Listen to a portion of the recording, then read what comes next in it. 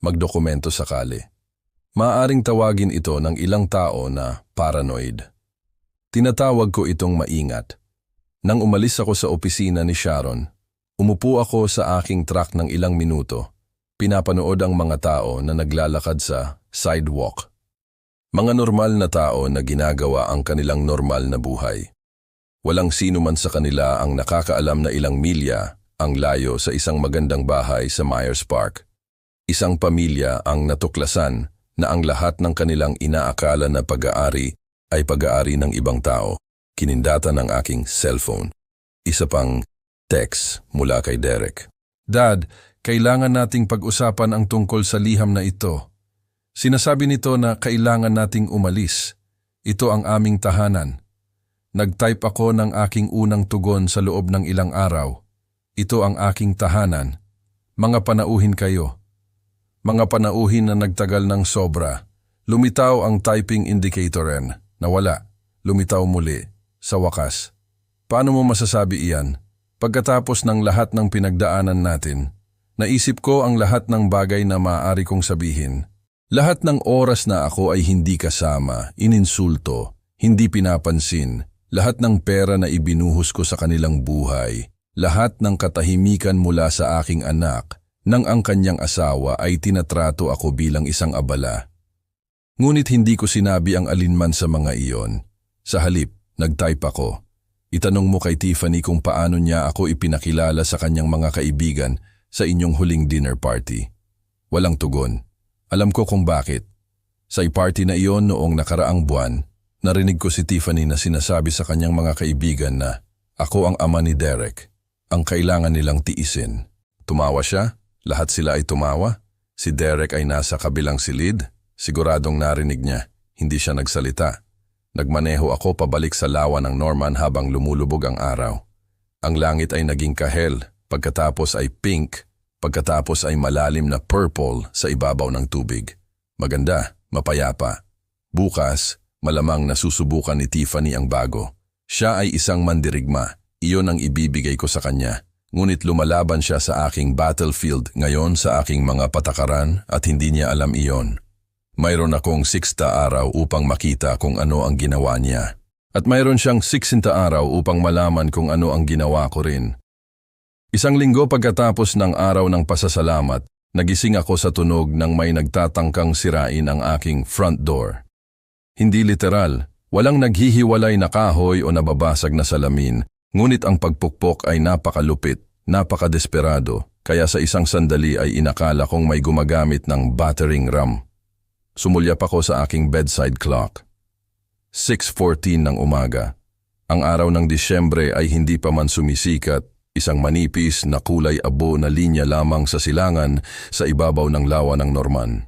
Nagsuot ako ng robe at naglakad patungo sa bintana na nakaharap sa porch. Sa ibaba ko, na maliwanag ng motion sensor light, nakatayo si Tiffany. Mukha siyang hindi natulog sa loob ng ilang araw. Ang kanyang buhok, nakaraniwang nakaayos ng perpekto sa anumang mamahaling product na sinisingil niya sa aking credit card, ay nakalaylay at magulo sa kanyang mukha. Ang madilim na bilog ay nagpatingkad sa kanyang mga mata, ang uri na walang dami ng concealer ang makatatakip. Kahit mula sa ikalawang palapag, nakita ko ang kulay abo na pagkalanta ng kanyang balat, ang frantic energy sa kanyang mga kilos, habang itinaas niya ang kanyang kamao para kumatok muli. Mag-isa siya. Hindi, Derek, iyan ay kawili-wili. Nagpatuloy ang pagpukpok na umalingaw-ngaw sa aking tahimik na bahay. Walter, alam kong nasa loob ka. Buksan mo ang pintuan na ito. Isinaalang-alang ko ang aking mga opsyon. Maaari ko siyang balewalain. Hayaan siyang mapagod sa aking pinto na parang isang moth laban sa bintana. Sa kalaunan, aalis siya. Magmamaneho pabalik sa Cebu nang walang anumang nakuha para sa kanyang maagang paglalakbay sa umaga. Ngunit may nagsabi sa akin na ang paghaharap na ito ay hindi maiiwasan. Mas mabuti na harapin ito sa aking mga tuntunin. Habang siya ay wala sa balanse at ako ang may home field advantage. Bumaba ako, nagtimpla ng kape at naghintay na maluto ito. Hindi tumigil ang pagpukpok. Sa halip, lalo itong naging frantic. Narinig ko siyang sumisigaw ng aking pangalan sa pagitan ng mga pagtama. Nang handa na ang aking kape, sariwang grounds, tamang temperatura, sa paraang ginawa ko ito tuwing umaga sa loob ng 40 taon, naglakad ako sa front door at binuksan ito. Si Tiffany ay halos pumasok. Paano mo nagawa iyan? Sumisigaw siya bago pa man siya nakabawi sa kanyang tindig. Pamilya tayo. Hindi mo maaaring itaboy ang sarili mong anak sa kalye. Uminom ako ng aking kape. Ito ay mahusay. Hindi ko tinataboy ang aking anak, sabi ko ng mahinahon. Kinukuha ko lang ang aking ari-arian. Ang iyong ari-arian. Nakatira kami doon sa loob ng 4 na taon. Nagtayo kami ng buhay doon.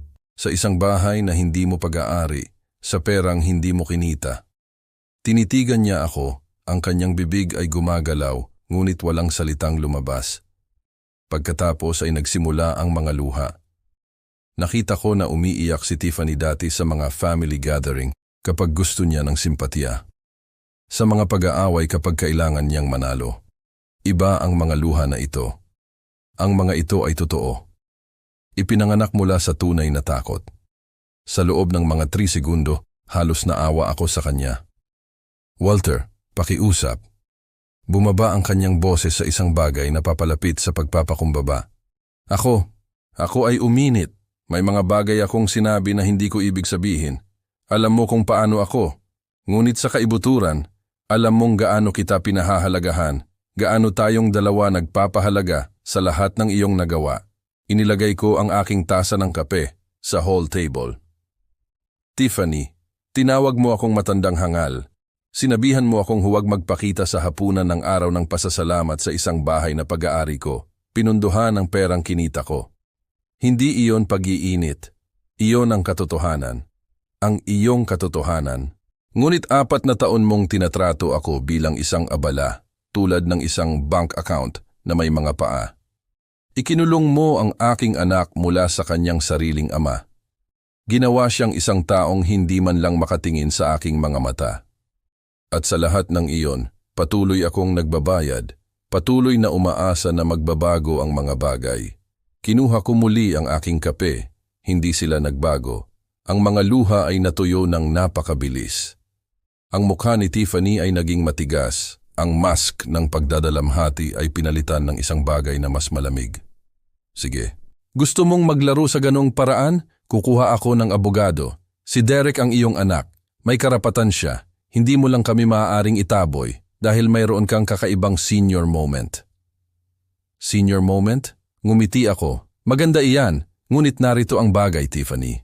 Mayroon na akong abogado, isang napakagaling, at sinasabi niya sa akin na bilang may-ari ng ari-arian, mayroon akong lahat ng legal na karapatan na wakasan ang aming kasunduan na may tamang abiso na ibinigay ko. Lalabanan namin iyan. Malugod kang subukan. Ngunit dapat mong malaman na mayroon akong dokumentasyon.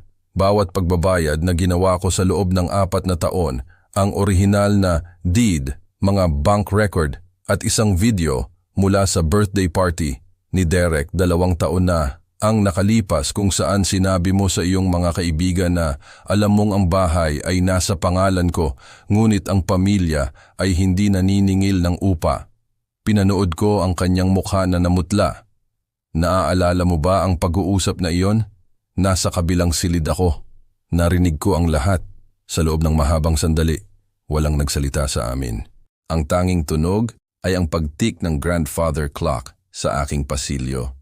Isang orasan na pag-aari ng aking ama at ng kanyang ama bago siya. Mga bagay na mahalaga, mga bagay na tumatagal. Nang magsalita muli si Tiffany, mas mahina ang kanyang boses. Ang kanyang bravado ay nabasag. Ano ang gusto mo? Tinapos ko ang aking kape at maingat na inilapag ang tasa. Gusto kong pumunta rito ang aking anak at makipag-usap sa akin nang mag-isa nang hindi ka nagtuturo sa kanya kung ano ang sasabihin. Hindi papayag si Derek. Kung gayon, mayroon kang 53 araw upang makahanap ng bagong lugar na matitirhan. Tinitigan niya ako sandali. Nakikita ko siyang nagkakalkula, nag-iisip ng mga opsyon, mga anggulo ng pag-atake. Matalino siya. Iyon ang ibibigay ko sa kanya. Sa huli, lumingon siya at umalis sa pinto nang walang sinasabi. Pinanood ko ang kanyang silver SUV na naglaho sa Lakeshore Lane pagkatapos ay bumalik sa kusina upang magbuhos ng isa pang tasa ng kape. Natapos na ang unang labanan, ngunit nagsisimula pa lang ang digmaan. 3 araw ang lumipas bago tumawag si Derek. Binuksan ko sandali ang aking cellphone upang suriin ang mga message at naroon iyon. Isang wall ng mga text mula sa kanilang dalawa, ngunit ang isa mula kay Derek ang nakakuha ng aking atensyon. Dad, kailangan nating pag-usapan ang tungkol sa liham na ito. Sinasabi nito na kailangan nating umalis. Ito ang aming tahanan. Hindi ako tumawag, ngunit binasa ko ang iba pa. Ang mga text ni Tiffany ay isang obra maestra ng pagtaas ng tensyon. Ang una ay halos magalang. Walter, mayroong pagkakamali sa pagbabangko. Pakiusap, tawagan mo kami. Pagkatapos ay nag-aalala. Nag-aalala kami sa iyo. Bakit hindi ka sumasagot? Pagkatapos ay mapilitan. Hindi ito nakakatawa. Tawagan mo kami ngayon. Pagkatapos ay nagbabanta. Kung hindi ka sasagot, tatawagan namin ang pulisya para sa wellness check. Ngumiti ako sa isa na iyon. Sige, naisip ko. Makikita ng mga pulis ang isang malusog na 68 taong gulang na lalaki na nag-e-enjoy sa kanyang pagre-retiro. Anong krimen? Ang mga textuan ni Derek ay iba, mas maikli, mas malungkot. Dad, pakiusap. Ano ang ginawa namin? Maaari ba tayong mag-usap na lang? Ano ang ginawa namin? Na parang hindi niya alam, na parang hindi siya nakatayo doon sa pasilyo at pinanood ang kanyang asawa na itaboy ako mula sa kanyang sariling ari-arian. Inilagay ko ang cellphone at nagpatuloy sa aking araw. Nang hapon na iyon, nagmaneho ako patungo sa Cebu para sa isang pagpupulong kay Sharon Bennett. Ang kanyang opisina ay nasa isa sa mga sleek downtown buildings na iyon. Lahat ay salamin at bakal, napaka-propesyonal. Pumunta ako doon ng 2 beses dati, parehong beses upang maghanda ng mga dokumento. Iba ang pagkakataong ito. Ginoong Pierce. Nakipagkamay siya sa akin at itinuro ang isang upuan. Natanggap ko ang kumpirmasyon na naihatid ang abiso. Pumirma ang iyong anak at asawa nito noong araw ng pasasalamat, bagaman sa tingin ko ay hindi nila ito binuksan kaagad. Hindi nga. Nakatanggap na ako ng tawag mula sa isang taong nagpapakilalang kumakatawan sa kanila. Isang babae, hindi abogado, ang asawa lang. Siya ay medyo nag-aalala. Iyan ay parang si Tiffany. Si Sharon Bennett ay hindi isang babaeng madaling ngumiti, ngunit ang sulok ng kanyang bibig ay kumislot. Tinanong niya kung sa anong batayan mo sila pinapaalis, ang kanyang pamilya.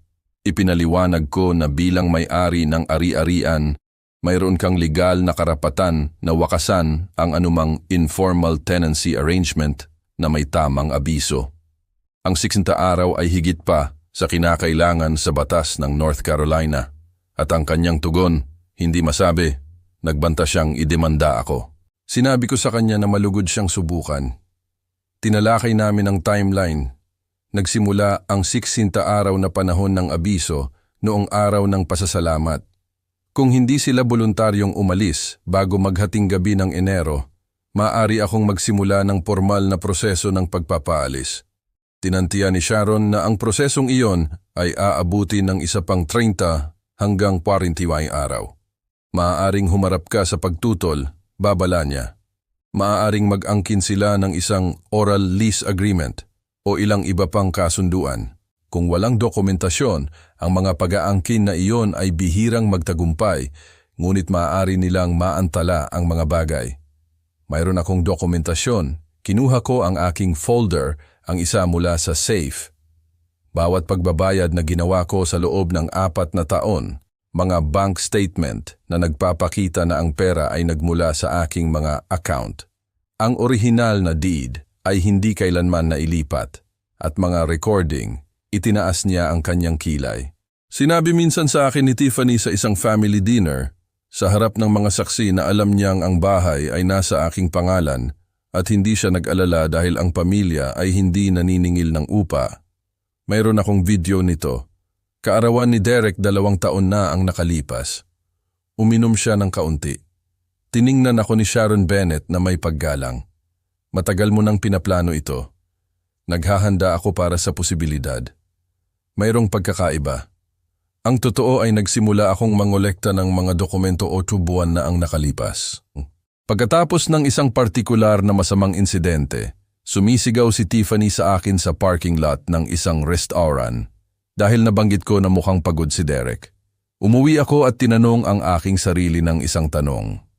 Kung kinakailangan, mapapatunayan ko ba na pag-aari ko ang bahay na iyon? Ang sagot ay oo, ngunit gusto kong matiyak, kaya nagsimula akong mangolekta, mag-record, magdokumento sakali. Maaaring tawagin ito ng ilang tao na paranoid. Tinatawag ko itong maingat. Nang umalis ako sa opisina ni Sharon, umupo ako sa aking truck ng ilang minuto. Pinapanood ang mga tao na naglalakad sa sidewalk. Mga normal na tao na ginagawa ang kanilang normal na buhay. Walang sino man sa kanila ang nakakaalam na ilang milya ang layo sa isang magandang bahay sa Myers Park, isang pamilya ang natuklasan na ang lahat ng kanilang inaakala na pag-aari ay pag-aari ng ibang tao. Kinindata ng aking cellphone, isa pang text mula kay Derek. Dad, kailangan nating pag-usapan ang tungkol sa liham na ito. Sinasabi nito na kailangan nating umalis. Ito ang aming tahanan. Nag-type ako ng aking unang tugon sa loob ng ilang araw. Ito ang aking tahanan. Mga panauhin kayo. Mga panauhin na nagtagal ng sobra. Lumitaw ang typing indicator. Nawala. Lumitaw muli. Sa wakas. Paano mo masasabi iyan? Pagkatapos ng lahat ng pinagdaanan natin, naisip ko ang lahat ng bagay na maaari kong sabihin. Lahat ng oras na ako ay hindi kasama, ininsulto, hindi pinapansin. Lahat ng pera na ibinuhos ko sa kanilang buhay. Lahat ng katahimikan mula sa aking anak, nang ang kanyang asawa ay tinatrato ako bilang isang abala. Ngunit hindi ko sinabi ang alinman sa mga iyon. Sa halip nag-type ako. Itanong mo kay Tiffany kung paano niya ako ipinakilala sa kanyang mga kaibigan sa inyong huling dinner party. Walang tugon. Alam ko kung bakit. Sa party na iyon noong nakaraang buwan, narinig ko si Tiffany na sinasabi sa kanyang mga kaibigan na ako ang ama ni Derek. Ang kailangan nilang tiisin. Tumawa siya. Lahat sila ay tumawa. Si Derek ay nasa kabilang silid. Siguradong narinig niya. Hindi siya nagsalita. Nagmaneho ako pabalik sa lawa ng Norman habang lumulubog ang araw. Ang langit ay naging kahel, pagkatapos ay pink, pagkatapos ay malalim na purple sa ibabaw ng tubig. Maganda, mapayapa. Bukas, malamang nasusubukan ni Tiffany ang bago. Siya ay isang mandirigma. Iyon ang ibibigay ko sa kanya. Ngunit lumalaban siya sa aking battlefield ngayon, sa aking mga patakaran, at hindi niya alam iyon. Mayroon akong 60 araw upang makita kung ano ang ginawa niya. At mayroon siyang 60 araw upang malaman kung ano ang ginawa ko rin. Isang linggo pagkatapos ng araw ng pasasalamat, nagising ako sa tunog ng may nagtatangkang sirain ng aking front door. Hindi literal, walang naghihiwalay na kahoy o nababasag na salamin, ngunit ang pagpukpok ay napakalupit, napakadesperado, kaya sa isang sandali ay inakala kong may gumagamit ng battering ram. Sumulyap ako sa aking bedside clock. 6:14 ng umaga. Ang araw ng Disyembre ay hindi pa man sumisikat, isang manipis na kulay abo na linya lamang sa silangan sa ibabaw ng lawa ng Norman. Nagsuot ako ng robe at naglakad patungo sa bintana na nakaharap sa porch. Sa ibaba ko, na maliwanag ng motion sensor light, nakatayo si Tiffany. Mukha siyang hindi natulog sa loob ng ilang araw. Ang kanyang buhok, na karaniwang nakaayos ng perpekto sa anumang mamahaling product na sinisingil niya sa aking credit card, ay nakalaylay at magulo sa kanyang mukha. Ang madilim na bilog ay nagpatingkad sa kanyang mga mata, ang uri na walang dami ng concealer ang makatatakip. Kahit mula sa ikalawang palapag, nakita ko ang kulay abo na pagkalanta ng kanyang balat, ang frantic energy sa kanyang mga kilos habang itinaas niya ang kanyang kamao para kumatok muli. Mag-isa siya. Hindi, Derek, iyan ay kawili-wili. Nagpatuloy ang pagpukpok na umalingaw-ngaw sa aking tahimik na bahay. Walter, alam kong nasa loob ka. Buksan mo ang pintuan na ito. Isinaalang-alang ko ang aking mga option. Maaari ko siyang balewalain, hayaan siyang mapagod sa aking pinto na parang isang moth laban sa bintana. Sa kalaunan, aalis siya, magmamaneho pabalik sa Cebu nang walang anumang nakuha para sa kanyang maagang paglalakbay sa umaga. Ngunit may nagsabi sa akin na ang paghaharap na ito ay hindi maiiwasan. Mas mabuti na harapin ito sa aking mga tuntunin. Habang siya ay wala sa balanse at ako ang may home field advantage, bumaba ako, nagtimpla ng kape at naghintay na maluto ito. Hindi tumigil ang pagpukpok. Sa halip, lalo itong naging frantic. Narinig ko siyang sumisigaw ng aking pangalan sa pagitan ng mga pagtama. Nang handa na ang aking kape, sariwang grounds, tamang temperatura, sa paraang ginawa ko ito tuwing umaga sa loob ng 40 taon, naglakad ako sa front door at binuksan ito. Si Tiffany ay halos pumasok. Paano mo nagawa iyan? Sumisigaw siya bago pa man siya nakabawi sa kanyang tindig. Pamilya tayo.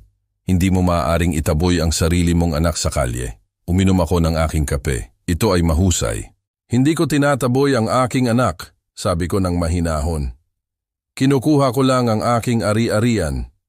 Ang iyong ari-arian? Nakatira kami doon sa loob ng 4 na taon. Nagtayo kami ng buhay doon.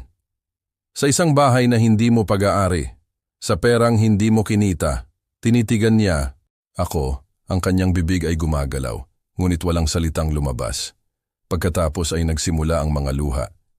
Nakita ko na umiiyak si Tiffany dati sa mga family gathering kapag gusto niya ng simpatiya, sa mga pag-aaway kapag kailangan niyang manalo. Iba ang mga luha na ito. Ang mga ito ay totoo. Ipinanganak mula sa tunay na takot. Sa loob ng mga 3 segundo, halos naawa ako sa kanya. Walter, pakiusap. Bumaba ang kanyang boses sa isang bagay na papalapit sa pagpapakumbaba. Ako ay uminit. May mga bagay akong sinabi na hindi ko ibig sabihin. Alam mo kung paano ako. Ngunit sa kaibuturan, alam mong gaano kita pinahahalagahan. Gaano tayong dalawa nagpapahalaga sa lahat ng iyong nagawa. Inilagay ko ang aking tasa ng kape sa hall table. Tiffany, tinawag mo akong matandang hangal. Sinabihan mo akong huwag magpakita sa hapunan ng araw ng pasasalamat sa isang bahay na pag-aari ko. Pinunduhan ng perang kinita ko. Hindi iyon pag-iinit, iyon ang katotohanan, ang iyong katotohanan. Ngunit 4 na taon mong tinatrato ako bilang isang abala tulad ng isang bank account na may mga paa. Ikinulong mo ang aking anak mula sa kanyang sariling ama. Ginawa siyang isang taong hindi man lang makatingin sa aking mga mata. At sa lahat ng iyon, patuloy akong nagbabayad, patuloy na umaasa na magbabago ang mga bagay. Kinuha ko muli ang aking kape, hindi sila nagbago. Ang mga luha ay natuyo ng napakabilis. Ang mukha ni Tiffany ay naging matigas. Ang mask ng pagdadalamhati ay pinalitan ng isang bagay na mas malamig. Sige, gusto mong maglaro sa ganong paraan? Kukuha ako ng abogado. Si Derek ang iyong anak. May karapatan siya. Hindi mo lang kami maaaring itaboy dahil mayroon kang kakaibang senior moment. Senior moment? Ngumiti ako. Maganda iyan. Ngunit narito ang bagay, Tiffany. Mayroon na akong abogado, isang napakagaling, at sinasabi niya sa akin na bilang may-ari ng ari-arian, mayroon akong lahat ng legal na karapatan na wakasan ang aming kasunduan na may tamang abiso na ibinigay ko. Lalabanan namin yan. Malugod kang subukan. Ngunit dapat mong malaman na mayroon akong dokumentasyon, bawat pagbabayad na ginawa ko sa loob ng 4 na taon, ang orihinal na deed, mga bank record, at isang video mula sa birthday party ni Derek 2 taon na ang nakalipas kung saan sinabi mo sa iyong mga kaibigan na alam mong ang bahay ay nasa pangalan ko ngunit ang pamilya ay hindi naniningil ng upa. Pinanood ko ang kanyang mukha na namutla. Naaalala mo ba ang pag-uusap na iyon? Nasa kabilang silid ako. Narinig ko ang lahat. Sa loob ng mahabang sandali, walang nagsalita sa amin. Ang tanging tunog ay ang pagtik ng grandfather clock sa aking pasilyo. Isang orasan na pag-aari ng aking ama at ng kanyang ama bago siya. Mga bagay na mahalaga, mga bagay na tumatagal. Nang magsalita muli si Tiffany, mas mahina ang kanyang boses. Ang kanyang bravado ay nabasag. Ano ang gusto mo? Tinapos ko ang aking kape at maingat na inilapag ang tasa. Gusto kong pumunta rito ang aking anak at makipag-usap sa akin nang mag-isa nang hindi ka nagtuturo sa kanya kung ano ang sasabihin. Hindi papayag si Derek. Kung gayon, mayroon kang 53 araw upang makahanap ng bagong lugar na matitirhan. Tinitigan niya ako sandali. Nakikita ko siyang nagkakalkula, nag-iisip ng mga opsyon, mga anggulo ng pag-atake. Matalino siya. Iyon ang ibibigay ko sa kanya. Sa huli, lumingon siya at umalis sa pinto nang walang sinasabi. Pinanood ko ang kanyang silver SUV na naglaho sa Lakeshore Lane pagkatapos ay bumalik sa kusina upang magbuhos ng isa pang tasa ng kape. Natapos na ang unang labanan, ngunit nagsisimula pa lang ang digmaan. 3 araw ang lumipas bago tumawag si Derek. Binuksan ko sandali ang aking cellphone upang suriin ang mga message at naroon iyon. Isang wall ng mga teksta mula sa kanilang dalawa, ngunit ang isa mula kay Derek ang nakakuha ng aking atensyon. Dad, kailangan nating pag-usapan ang tungkol sa liham na ito. Sinasabi nito na kailangan nating umalis. Ito ang aming tahanan. Hindi ako tumawag, ngunit binasa ko ang iba pa. Ang mga teksta ni Tiffany ay isang obra maestra ng pagtaas ng tensyon. Ang una ay halos magalang. Walter, mayroong pagkakamali sa pagbabangko. Pakiusap, tawagan mo kami. Pagkatapos ay nag-aalala. Nag-aalala kami sa iyo. Bakit hindi ka sumasagot? Pagkatapos ay mapilitan. Hindi ito nakakatawa. Tawagan mo kami ngayon. Pagkatapos ay nagbabanta. Kung hindi ka sasagot, tatawagan namin ng pulisya para sa wellness check. Ngumiti ako sa isa na iyon. Sige, naisip ko. Makikita ng mga pulis ang isang malusog na 68 taong gulang na lalaki na nag-e-enjoy sa kanyang pagre-retiro. Anong krimen? Ang mga texti ni Derek ay iba. Mas maikli, mas malungkot. Dad, pakiusap. Ano ang ginawa namin? Maaari ba tayong mag-usap na lang? Ano ang ginawa namin? Na parang hindi niya alam, na parang hindi siya nakatayo doon sa pasilyo at pinanood ang kanyang asawa na itaboy ako mula sa kanyang sariling ari-arian. Inilagay ko ang cellphone at nagpatuloy sa aking araw. Nang hapon na iyon, nagmaneho ako patungo sa Cebu para sa isang pagpupulong kay Sharon Bennett. Ang kanyang opisina ay nasa isa sa mga sleek downtown buildings na iyon. Lahat ay salamin at bakal. Napaka-professional. Pumunta ako doon ng 2 beses dati, parehong beses upang maghanda ng mga dokumento. Iba ang pagkakataong ito, Ginoong Pierce. Nakipagkamay siya sa akin at itinuro ang isang upuan. Natanggap ko ang kumpirmasyon na naihatid ang abiso. Pumirma ang iyong anak at asawa nito noong araw ng pasasalamat, bagaman sa tingin ko ay hindi nila ito binuksan kaagad. Hindi nga. Nakatanggap na ako ng tawag mula sa isang taong nagpapakilalang kumakatawan sa kanila. Isang babae, hindi abogado, ang asawa lang. Siya ay medyo nag-aalala. Iyan ay parang si Tiffany. Si Sharon Bennett ay hindi isang babaeng madaling ngumiti, ngunit ang sulok ng kanyang bibig ay kumislot. Tinanong niya kung sa anong batayan mo sila pinapaalis, ang kanyang pamilya. Ipinaliwanag ko na bilang may-ari ng ari-arian, mayroon kang legal na karapatan na wakasan ang anumang informal tenancy arrangement na may tamang abiso. Ang 60 araw ay higit pa sa kinakailangan sa batas ng North Carolina. At ang kanyang tugon, hindi masabi, nagbanta siyang idemanda ako. Sinabi ko sa kanya na malugod siyang subukan. Tinalakay namin ang timeline. Nagsimula ang 60 araw na panahon ng abiso noong araw ng pasasalamat. Kung hindi sila voluntaryong umalis bago maghating gabi ng Enero, maaari akong magsimula ng formal na proseso ng pagpapaalis. Tinantya ni Sharon na ang prosesong iyon ay aabutin ng isa pang 30 hanggang 45 araw. Maaaring humarap ka sa pagtutol, babala niya. Maaaring mag-angkin sila ng isang oral lease agreement o ilang iba pang kasunduan. Kung walang dokumentasyon, ang mga pag-aangkin na iyon ay bihirang magtagumpay, ngunit maaari nilang maantala ang mga bagay. Mayroon akong dokumentasyon. Kinuha ko ang aking folder, ang isa mula sa safe. Bawat pagbabayad na ginawa ko sa loob ng 4 na taon, mga bank statement na nagpapakita na ang pera ay nagmula sa aking mga account. Ang orihinal na deed ay hindi kailanman nailipat at mga recording itinaas niya ang kanyang kilay. Sinabi minsan sa akin ni Tiffany sa isang family dinner sa harap ng mga saksi na alam niyang ang bahay ay nasa aking pangalan at hindi siya nag-alala dahil ang pamilya ay hindi naniningil ng upa. Mayroon akong video nito. Kaarawan ni Derek, 2 taon na ang nakalipas. Uminom siya ng kaunti. Tiningnan ako ni Sharon Bennett na may paggalang. Matagal mo nang pinaplano ito. Naghahanda ako para sa posibilidad. Mayroong pagkakaiba. Ang totoo ay nagsimula akong mangolekta ng mga dokumento 8 buwan na ang nakalipas. Pagkatapos ng isang partikular na masamang insidente, sumisigaw si Tiffany sa akin sa parking lot ng isang restaurant dahil nabanggit ko na mukhang pagod si Derek. Umuwi ako at tinanong ang aking sarili ng isang tanong.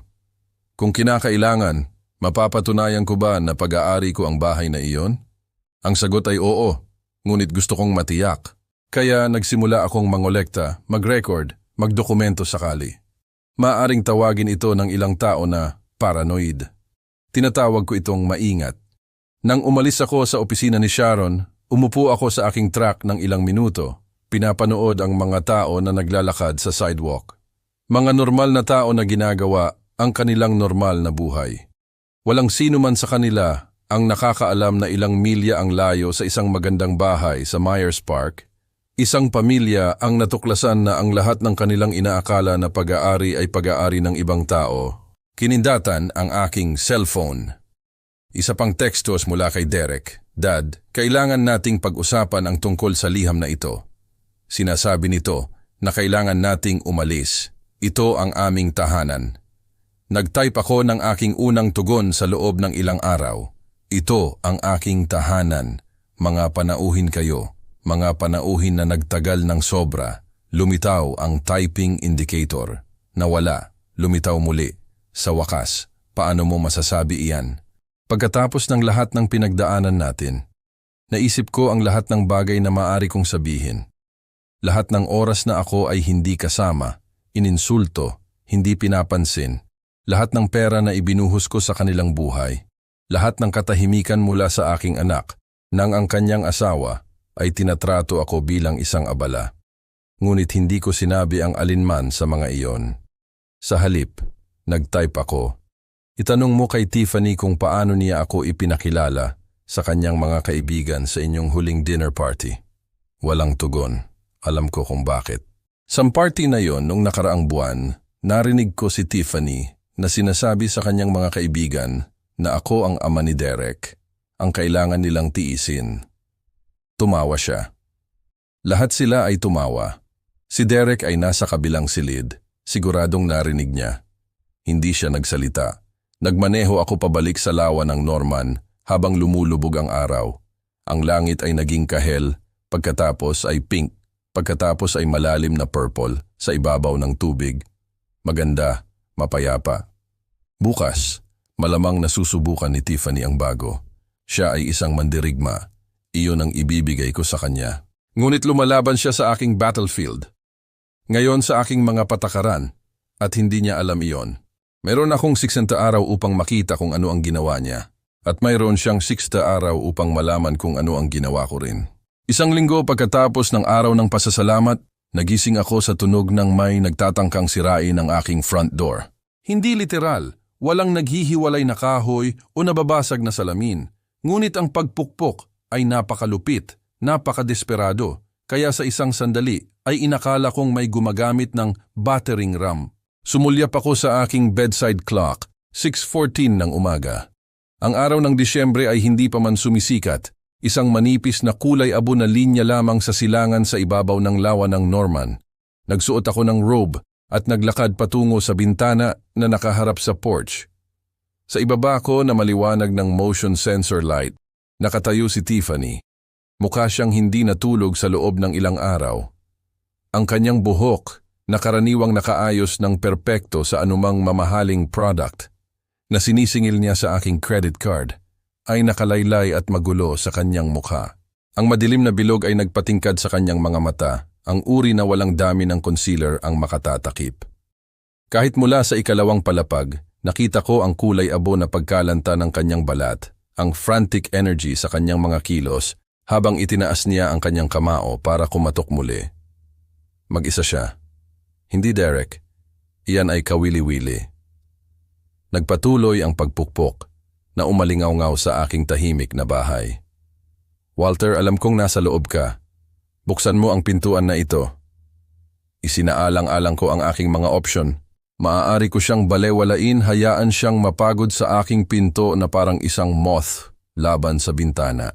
Sa kalaunan, aalis siya, magmamaneho pabalik sa Cebu nang walang anumang nakuha para sa kanyang maagang paglalakbay sa umaga. Ngunit may nagsabi sa akin na ang paghaharap na ito ay hindi maiiwasan. Mas mabuti na harapin ito sa aking mga tuntunin. Habang siya ay wala sa balanse at ako ang may home field advantage, bumaba ako, nagtimpla ng kape at naghintay na maluto ito. Hindi tumigil ang pagpukpok. Sa halip, lalo itong naging frantic. Narinig ko siyang sumisigaw ng aking pangalan sa pagitan ng mga pagtama. Nang handa na ang aking kape, sariwang grounds ang tamang temperatura, sa paraang ginawa ko ito tuwing umaga sa loob ng 40 taon, naglakad ako sa front door at binuksan ito. Si Tiffany ay halos pumasok. Paano mo nagawa iyan? Sumisigaw siya bago pa man siya nakabawi sa kanyang tindig. Pamilya tayo. Hindi mo maaring itaboy ang sarili mong anak sa kalye. Uminom ako ng aking kape. Ito ay mahusay. Hindi ko tinataboy ang aking anak, sabi ko ng mahinahon. Kinukuha ko lang ang aking ari-arian. Ang iyong ari-arian? Nakatira kami doon sa loob ng 4 na taon. Nagtayo kami ng buhay doon. Sa isang bahay na hindi mo pag-aari, sa perang hindi mo kinita. Tinitigan niya ako, ang kanyang bibig ay gumagalaw, ngunit walang salitang lumabas. Pagkatapos ay nagsimula ang mga luha. Nakita ko na umiiyak si Tiffany dati sa mga family gathering kapag gusto niya ng simpatya, sa mga pag-aaway kapag kailangan niyang manalo. Iba ang mga luha na ito. Ang mga ito ay totoo. Ipinanganak mula sa tunay na takot. Sa loob ng mga 3 segundo, halos naawa ako sa kanya. Walter, pakiusap. Bumaba ang kanyang boses sa isang bagay na papalapit sa pagpapakumbaba. Ako ay uminit. May mga bagay akong sinabi na hindi ko ibig sabihin. Alam mo kung paano ako. Ngunit sa kaibuturan, alam mong gaano kita pinahahalagahan. Gaano tayong dalawa nagpapahalaga sa lahat ng iyong nagawa. Inilagay ko ang aking tasa ng kape sa hall table. Tiffany, tinawag mo akong matandang hangal. Sinabihan mo akong huwag magpakita sa hapunan ng araw ng pasasalamat sa isang bahay na pag-aari ko. Pinunduhan ang perang kinita ko. Hindi iyon pag-iinit. Iyon ang katotohanan, ang iyong katotohanan. Ngunit 4 na taon mong tinatrato ako bilang isang abala, tulad ng isang bank account na may mga paa. Ikinulong mo ang aking anak mula sa kanyang sariling ama. Ginawa siyang isang taong hindi man lang makatingin sa aking mga mata. At sa lahat ng iyon, patuloy akong nagbabayad, patuloy na umaasa na magbabago ang mga bagay. Kinuha ko muli ang aking kape, hindi sila nagbago. Ang mga luha ay natuyo ng napakabilis. Ang mukha ni Tiffany ay naging matigas, ang maska ng pagdadalamhati ay pinalitan ng isang bagay na mas malamig. Sige. Gusto mong maglaro sa ganoong paraan? Kukuha ako ng abogado. Si Derek ang iyong anak. May karapatan siya. Hindi mo lang kami maaaring itaboy dahil mayroon kang kakaibang senior moment. Senior moment? Ngumiti ako. Maganda iyan. Ngunit narito ang bagay, Tiffany. Mayroon na akong abogado, isang napakagaling, at sinasabi niya sa akin na bilang may-ari ng ari-arian, mayroon akong lahat ng legal na karapatan na wakasan ang aming kasunduan na may tamang abiso na ibinigay ko. Lalabanan namin iyan. Malugod kang subukan. Ngunit dapat mong malaman na mayroon akong dokumentasyon. Bawat pagbabayad na ginawa ko sa loob ng 4 na taon, ang orihinal na deed, mga bank record, at isang video mula sa birthday party ni Derek. 2 taon na ang nakalipas kung saan sinabi mo sa iyong mga kaibigan na alam mong ang bahay ay nasa pangalan ko. ngunit ang pamilya ay hindi naniningil ng upa. Pinanood ko ang kanyang mukha na namutla. Naaalala mo ba ang pag-uusap na iyon? Nasa kabilang silid ako. Narinig ko ang lahat. Sa loob ng mahabang sandali, walang nagsalita sa amin. Ang tanging tunog ay ang pagtik ng grandfather clock sa aking pasilyo. Isang orasan na pag-aari ng aking ama at ng kanyang ama bago siya. Mga bagay na mahalaga, mga bagay na tumatagal. Nang magsalita muli si Tiffany, mas mahina ang kanyang boses. Ang kanyang bravado ay nabasag. Ano ang gusto mo? Tinapos ko ang aking kape at maingat na inilapag ang tasa. Gusto kong pumunta rito ang aking anak at makipag-usap sa akin ng mag-isa nang hindi ka nagtuturo sa kanya kung ano ang sasabihin. Hindi papayag si Derek. Kung gayon, mayroon kang 23 araw upang makahanap ng bagong lugar na matitirhan. Tinitigan niya ako sandali. Nakikita ko siyang nagkakalkula, nag-iisip ng mga opsyon, mga anggulo ng pag-atake. Matalino siya, iyon ang ibibigay ko sa kanya. Sa huli, lumingon siya at umalis sa pinto nang walang sinasabi. Pinanood ko ang kanyang silver SUV na naglaho sa Lakeshore Lane. Pagkatapos ay bumalik sa kusina upang magbuhos ng isa pang tasa ng kape. Natapos na ang unang labanan, ngunit nagsisimula pa lang ang digmaan. 3 araw ang lumipas bago tumawag si Derek. Binuksan ko sandali ang aking cellphone upang suriin ang mga message at naroon yon. Isang wall ng mga text mula sa kanilang dalawa, ngunit ang isa mula kay Derek ang nakakuha ng aking atensyon. Dad, kailangan nating pag-usapan ang tungkol sa liham na ito. Sinasabi nito na kailangan nating umalis. Ito ang aming tahanan. Hindi ako tumawag, ngunit binasa ko ang iba pa. Ang mga text ni Tiffany ay isang obra maestra ng pagtaas ng tensyon. Ang una ay halos magalang. Walter, mayroong pagkakamali sa pagbabangko? Pakiusap, tawagan mo kami. Pagkatapos ay nag-aalala. Nag-aalala kami sa iyo. Bakit hindi ka sumasagot? Pagkatapos ay mapilitan, hindi ito nakakatawa. Tawagan mo kami ngayon. Pagkatapos ay nagbabanta. Kung hindi ka sasagot, tatawagan namin ang pulisya para sa wellness check. Ngumiti ako sa isa na yon. Sige, naisip ko. Makikita ng mga pulis ang isang malusog na 68 taong gulang na lalaki na nag-e-enjoy sa kanyang pagre-retiro. Anong krimen? Ang mga text ni Derek ay iba, mas maikli, mas malungkot. Dad, pakiusap. Ano ang ginawa namin? Maaari ba tayong mag-usap na lang? Ano ang ginawa namin? Na parang hindi niya alam, na parang hindi siya nakatayo doon sa pasilyo at pinanood ang kanyang asawa, na itaboy ako mula sa kanyang sariling ari-arian.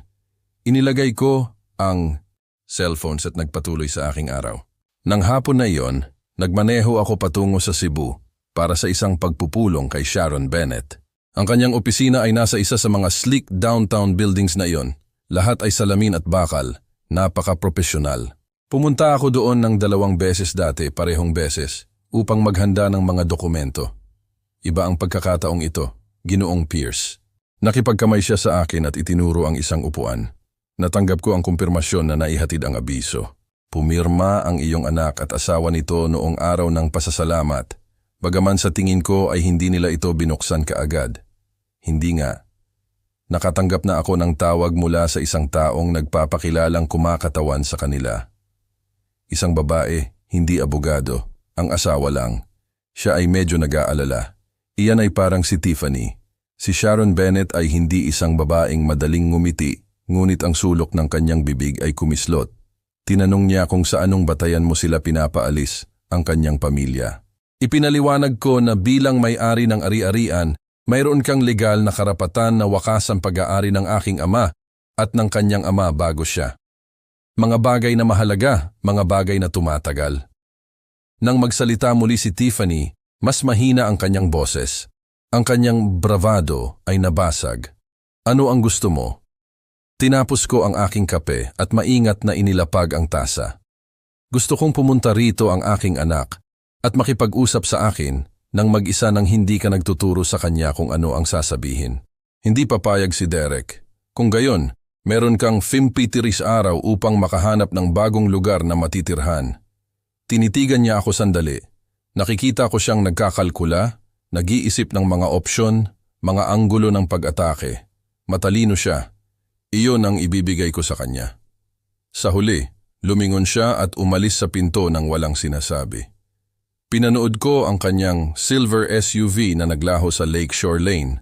Pagkatapos ay bumalik sa kusina upang magbuhos ng isa pang tasa ng kape. Natapos na ang unang labanan, ngunit nagsisimula pa lang ang digmaan.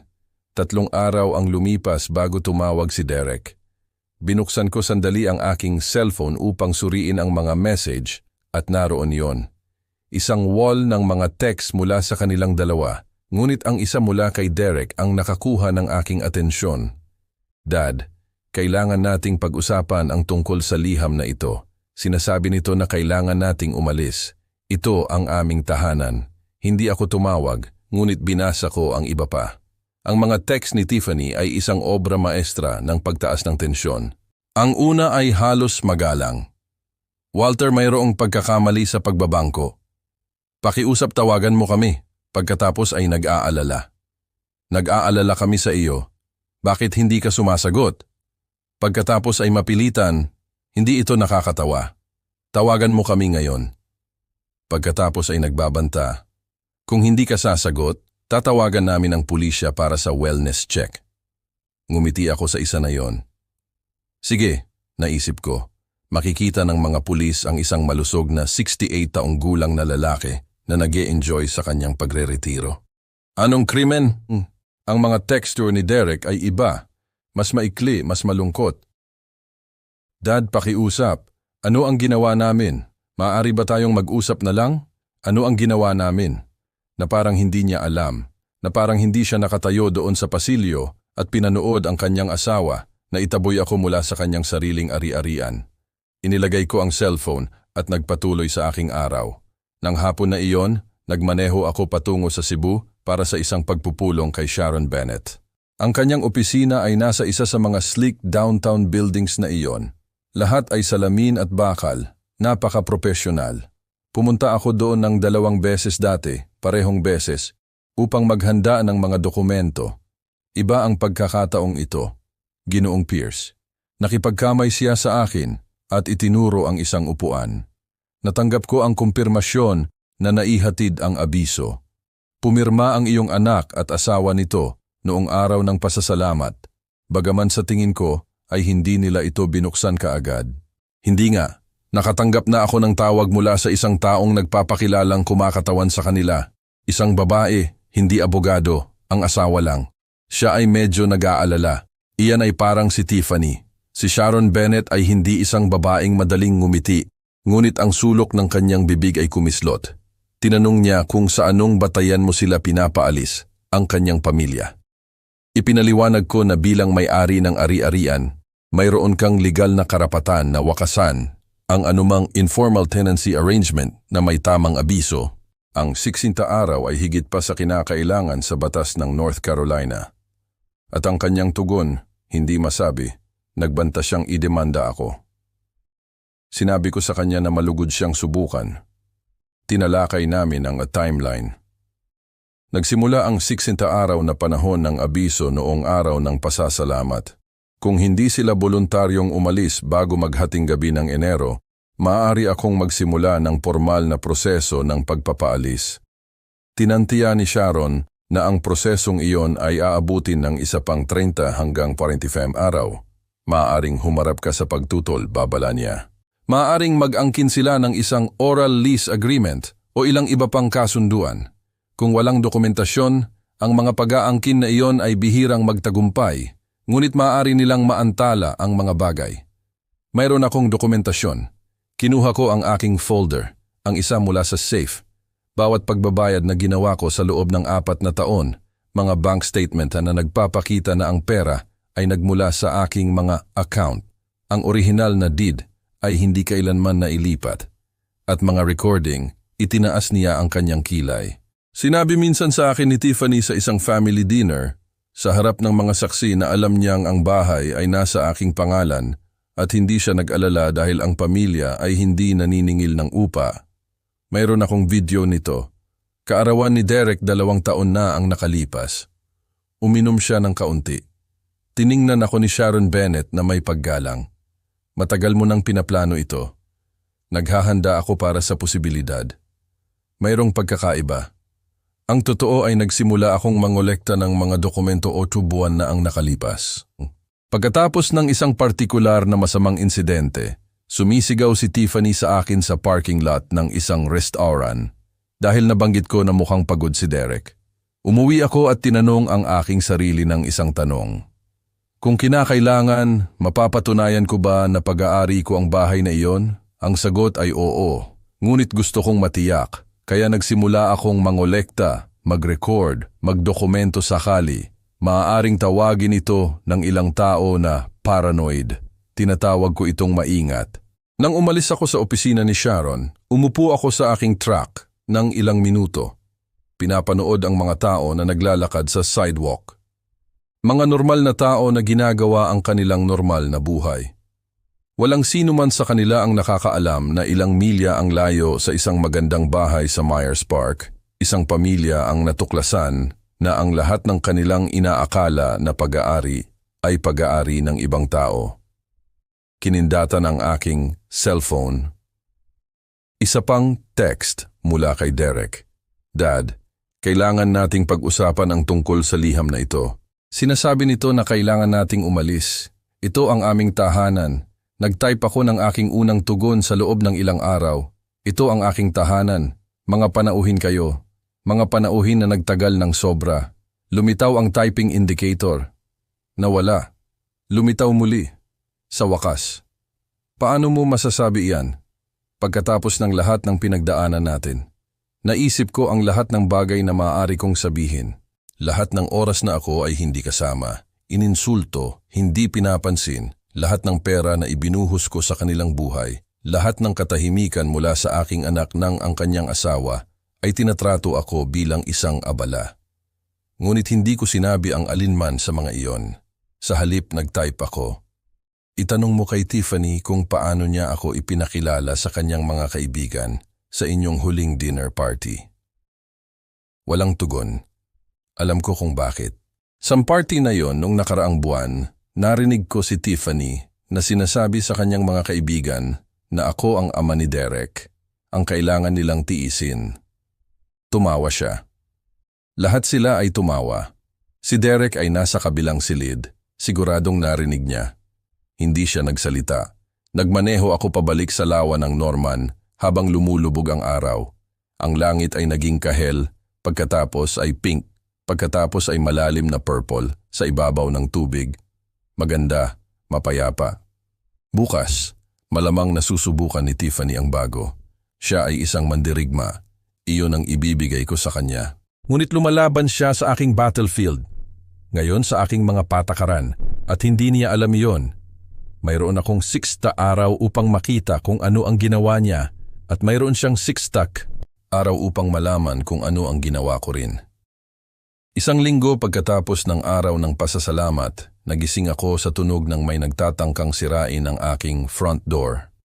Hindi literal, walang naghihiwalay na kahoy o nababasag na salamin, ngunit ang pagpukpok ay napakalupit, napakadesperado, kaya sa isang sandali ay inakala kong may gumagamit ng battering ram. Sumulyap ako sa aking bedside clock. 1:14 ng umaga. Ang araw ng Disyembre ay hindi pa man sumisikat, isang manipis na kulay abo na linya lamang sa silangan sa ibabaw ng lawa ng Norman. Nagsuot ako ng robe at naglakad patungo sa bintana na nakaharap sa porch. Sa ibaba ko, na maliwanag ng motion sensor light, nakatayo si Tiffany. Mukha siyang hindi natulog sa loob ng ilang araw. Ang kanyang buhok, nakaraniwang nakaayos ng perpekto sa anumang mamahaling product na sinisingil niya sa aking credit card, ay nakalaylay at magulo sa kanyang mukha. Ang madilim na bilog ay nagpatingkad sa kanyang mga mata, ang uri na walang dami ng concealer ang makatatakip. Kahit mula sa ikalawang palapag, nakita ko ang kulay abo na pagkalanta ng kanyang balat, ang frantic energy sa kanyang mga kilos, habang itinaas niya ang kanyang kamao para kumatok muli. Mag-isa siya. Hindi, Derek, iyan ay kawili-wili. Nagpatuloy ang pagpukpok na umalingaw-ngaw sa aking tahimik na bahay. Walter, alam kong nasa loob ka. Buksan mo ang pintuan na ito. Isinaalang-alang ko ang aking mga opsyon. Maaari ko siyang balewalain. Hayaan siyang mapagod sa aking pinto na parang isang moth laban sa bintana. Sa kalaunan, aalis siya. Magmamaneho pabalik sa Cebu nang walang anumang nakuha para sa kanyang maagang paglalakbay sa umaga. Ngunit may nagsabi sa akin na ang paghaharap na ito ay hindi maiiwasan. Mas mabuti na harapin ito sa aking mga tuntunin. Habang siya ay wala sa balanse at ako ang may home field advantage. Bumaba ako, nagtimpla ng kape at naghintay na maluto ito. Hindi tumigil ang pagpukpok. Sa halip, lalo itong naging frantic. Narinig ko siyang sumisigaw ng aking pangalan sa pagitan ng mga pagtama. Nang handa na ang aking kape, sariwang grounds, tamang temperatura, sa paraang ginawa ko ito tuwing umaga sa loob ng 40 taon, naglakad ako sa front door at binuksan ito. Si Tiffany ay halos pumasok. Paano mo nagawa iyan? Sumisigaw siya bago pa man siya nakabawi sa kanyang tindig. Pamilya tayo. Hindi mo maaaring itaboy ang sarili mong anak sa kalye. Uminom ako ng aking kape. Ito ay mahusay. Hindi ko tinataboy ang aking anak, sabi ko ng mahinahon. Kinukuha ko lang ang aking ari-arian. Ang iyong ari-arian. Nakatira kami doon sa loob ng 4 na taon. Nagtayo kami ng buhay doon. Sa isang bahay na hindi mo pag-aari. Sa perang hindi mo kinita. Tinitigan niya ako. Ang kanyang bibig ay gumagalaw, ngunit walang salitang lumabas. Pagkatapos ay nagsimula ang mga luha. Nakita ko na umiiyak si Tiffany dati sa mga family gathering kapag gusto niya ng simpatya. Sa mga pag-aaway kapag kailangan niyang manalo. Iba ang mga luha na ito. Ang mga ito ay totoo. Ipinanganak mula sa tunay na takot. Sa loob ng mga 3 segundo, halos naawa ako sa kanya. Walter, pakiusap. Bumaba ang kanyang boses sa isang bagay na papalapit sa pagpapakumbaba. Ako ay uminit. May mga bagay akong sinabi na hindi ko ibig sabihin. Alam mo kung paano ako.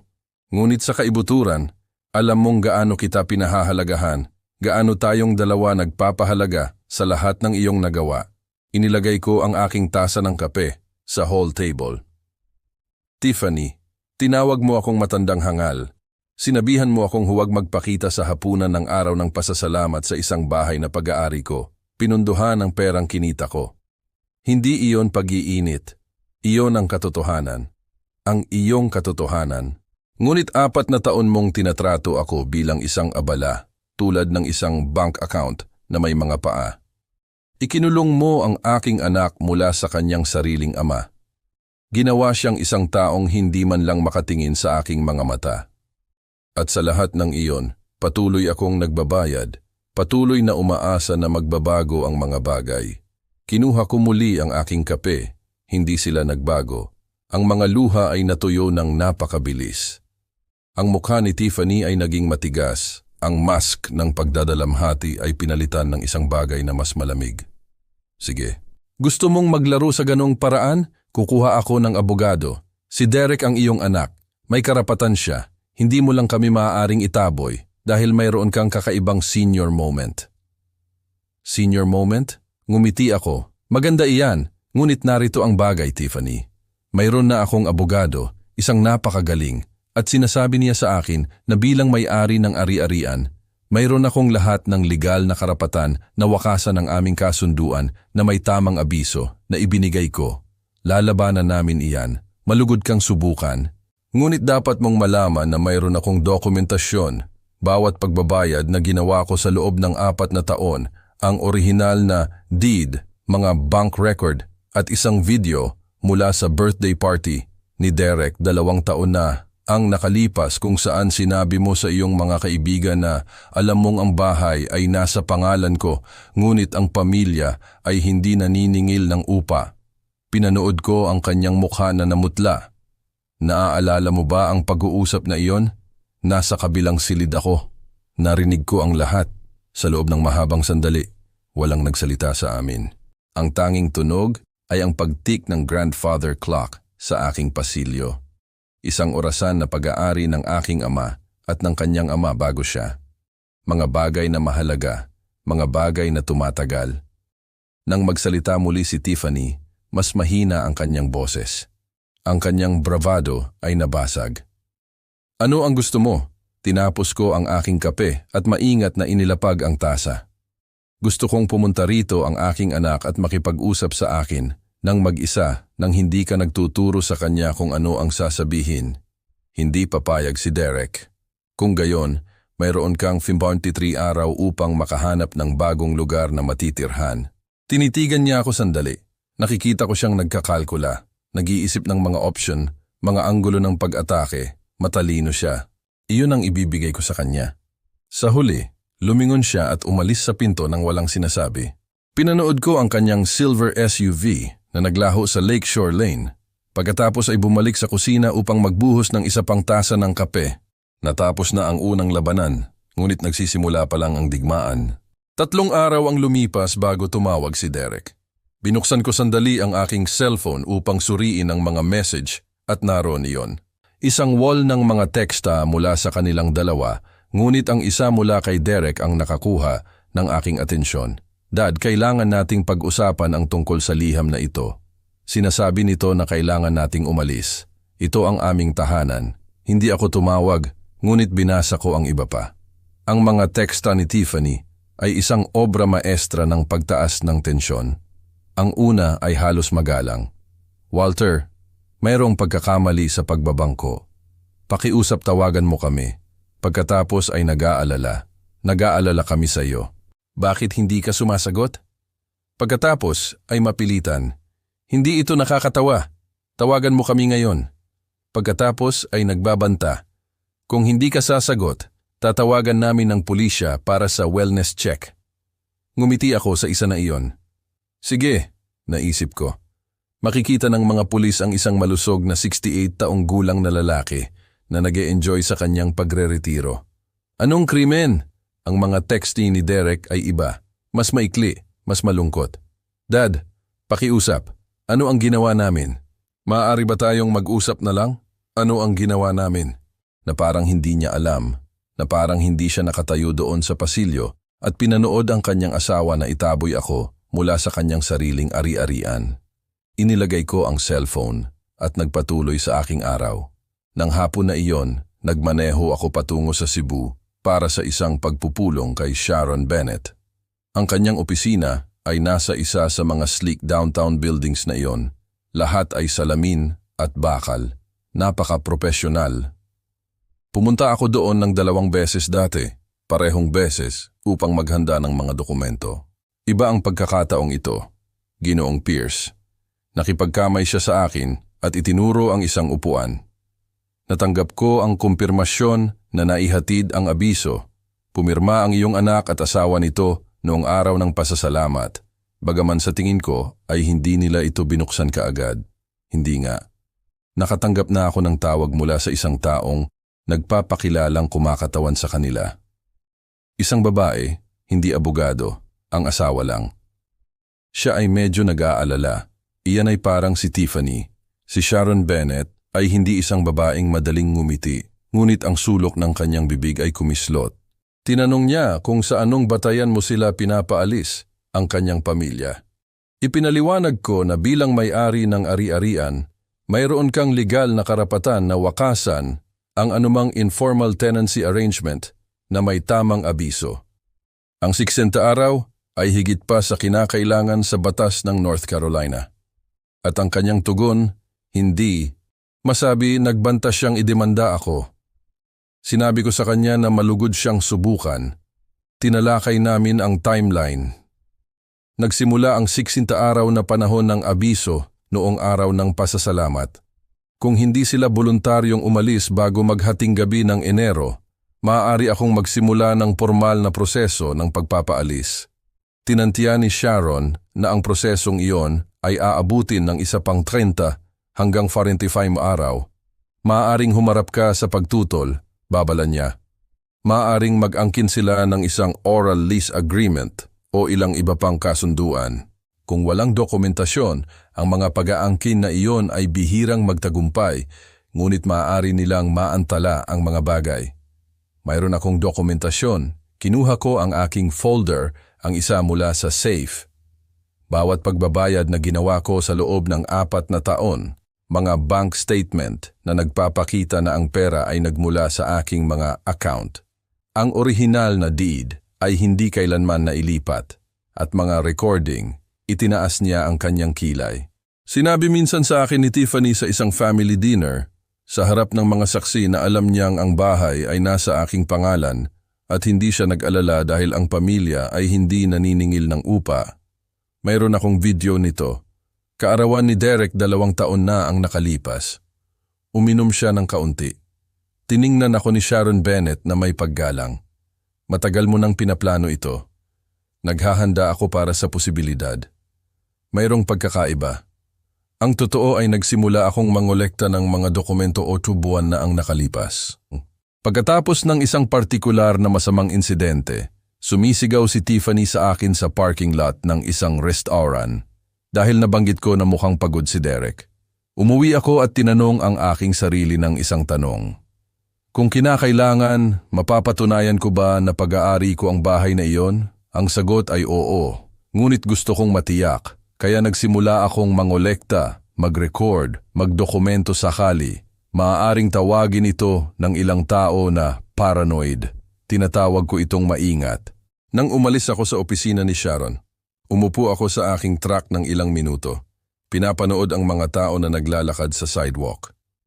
Mga normal na tao na ginagawa ang kanilang normal na buhay. Walang sino man sa kanila ang nakakaalam na ilang milya ang layo sa isang magandang bahay sa Myers Park. Isang pamilya ang natuklasan na ang lahat ng kanilang inaakala na pag-aari ay pag-aari ng ibang tao. Kinindata ng aking cellphone. Isa pang text mula kay Derek. Dad, kailangan nating pag-usapan ang tungkol sa liham na ito. Sinasabi nito na kailangan nating umalis. Ito ang aming tahanan. Nag-type ako ng aking unang tugon sa loob ng ilang araw. Ito ang aking tahanan. Mga panauhin kayo. Mga panauhin na nagtagal ng sobra. Lumitaw ang typing indicator. Nawala. Lumitaw muli. Sa wakas. Paano mo masasabi iyan? Pagkatapos ng lahat ng pinagdaanan natin, naisip ko ang lahat ng bagay na maaari kong sabihin. Lahat ng oras na ako ay hindi kasama, ininsulto, hindi pinapansin. Lahat ng pera na ibinuhos ko sa kanilang buhay. Lahat ng katahimikan mula sa aking anak, nang ang kanyang asawa ay tinatrato ako bilang isang abala. Ngunit hindi ko sinabi ang alinman sa mga iyon. Sa halip nag-type ako. Itanong mo kay Tiffany kung paano niya ako ipinakilala sa kanyang mga kaibigan sa inyong huling dinner party.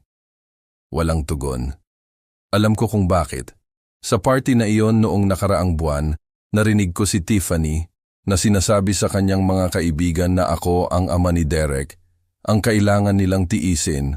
Tumawa siya. Lahat sila ay tumawa. Si Derek ay nasa kabilang silid. Siguradong narinig niya. Hindi siya nagsalita. Nagmaneho ako pabalik sa lawa ng Norman habang lumulubog ang araw. Ang langit ay naging kahel, pagkatapos ay pink, pagkatapos ay malalim na purple sa ibabaw ng tubig. Maganda, mapayapa. Bukas, malamang nasusubukan ni Tiffany ang bago. Siya ay isang mandirigma. Iyon ang ibibigay ko sa kanya. Ngunit lumalaban siya sa aking battlefield ngayon, sa aking mga patakaran, at hindi niya alam iyon. Mayroon akong 60 araw upang makita kung ano ang ginawa niya. At mayroon siyang 60 araw upang malaman kung ano ang ginawa ko rin. Isang linggo pagkatapos ng araw ng pasasalamat, nagising ako sa tunog ng may nagtatangkang sirain ng aking front door.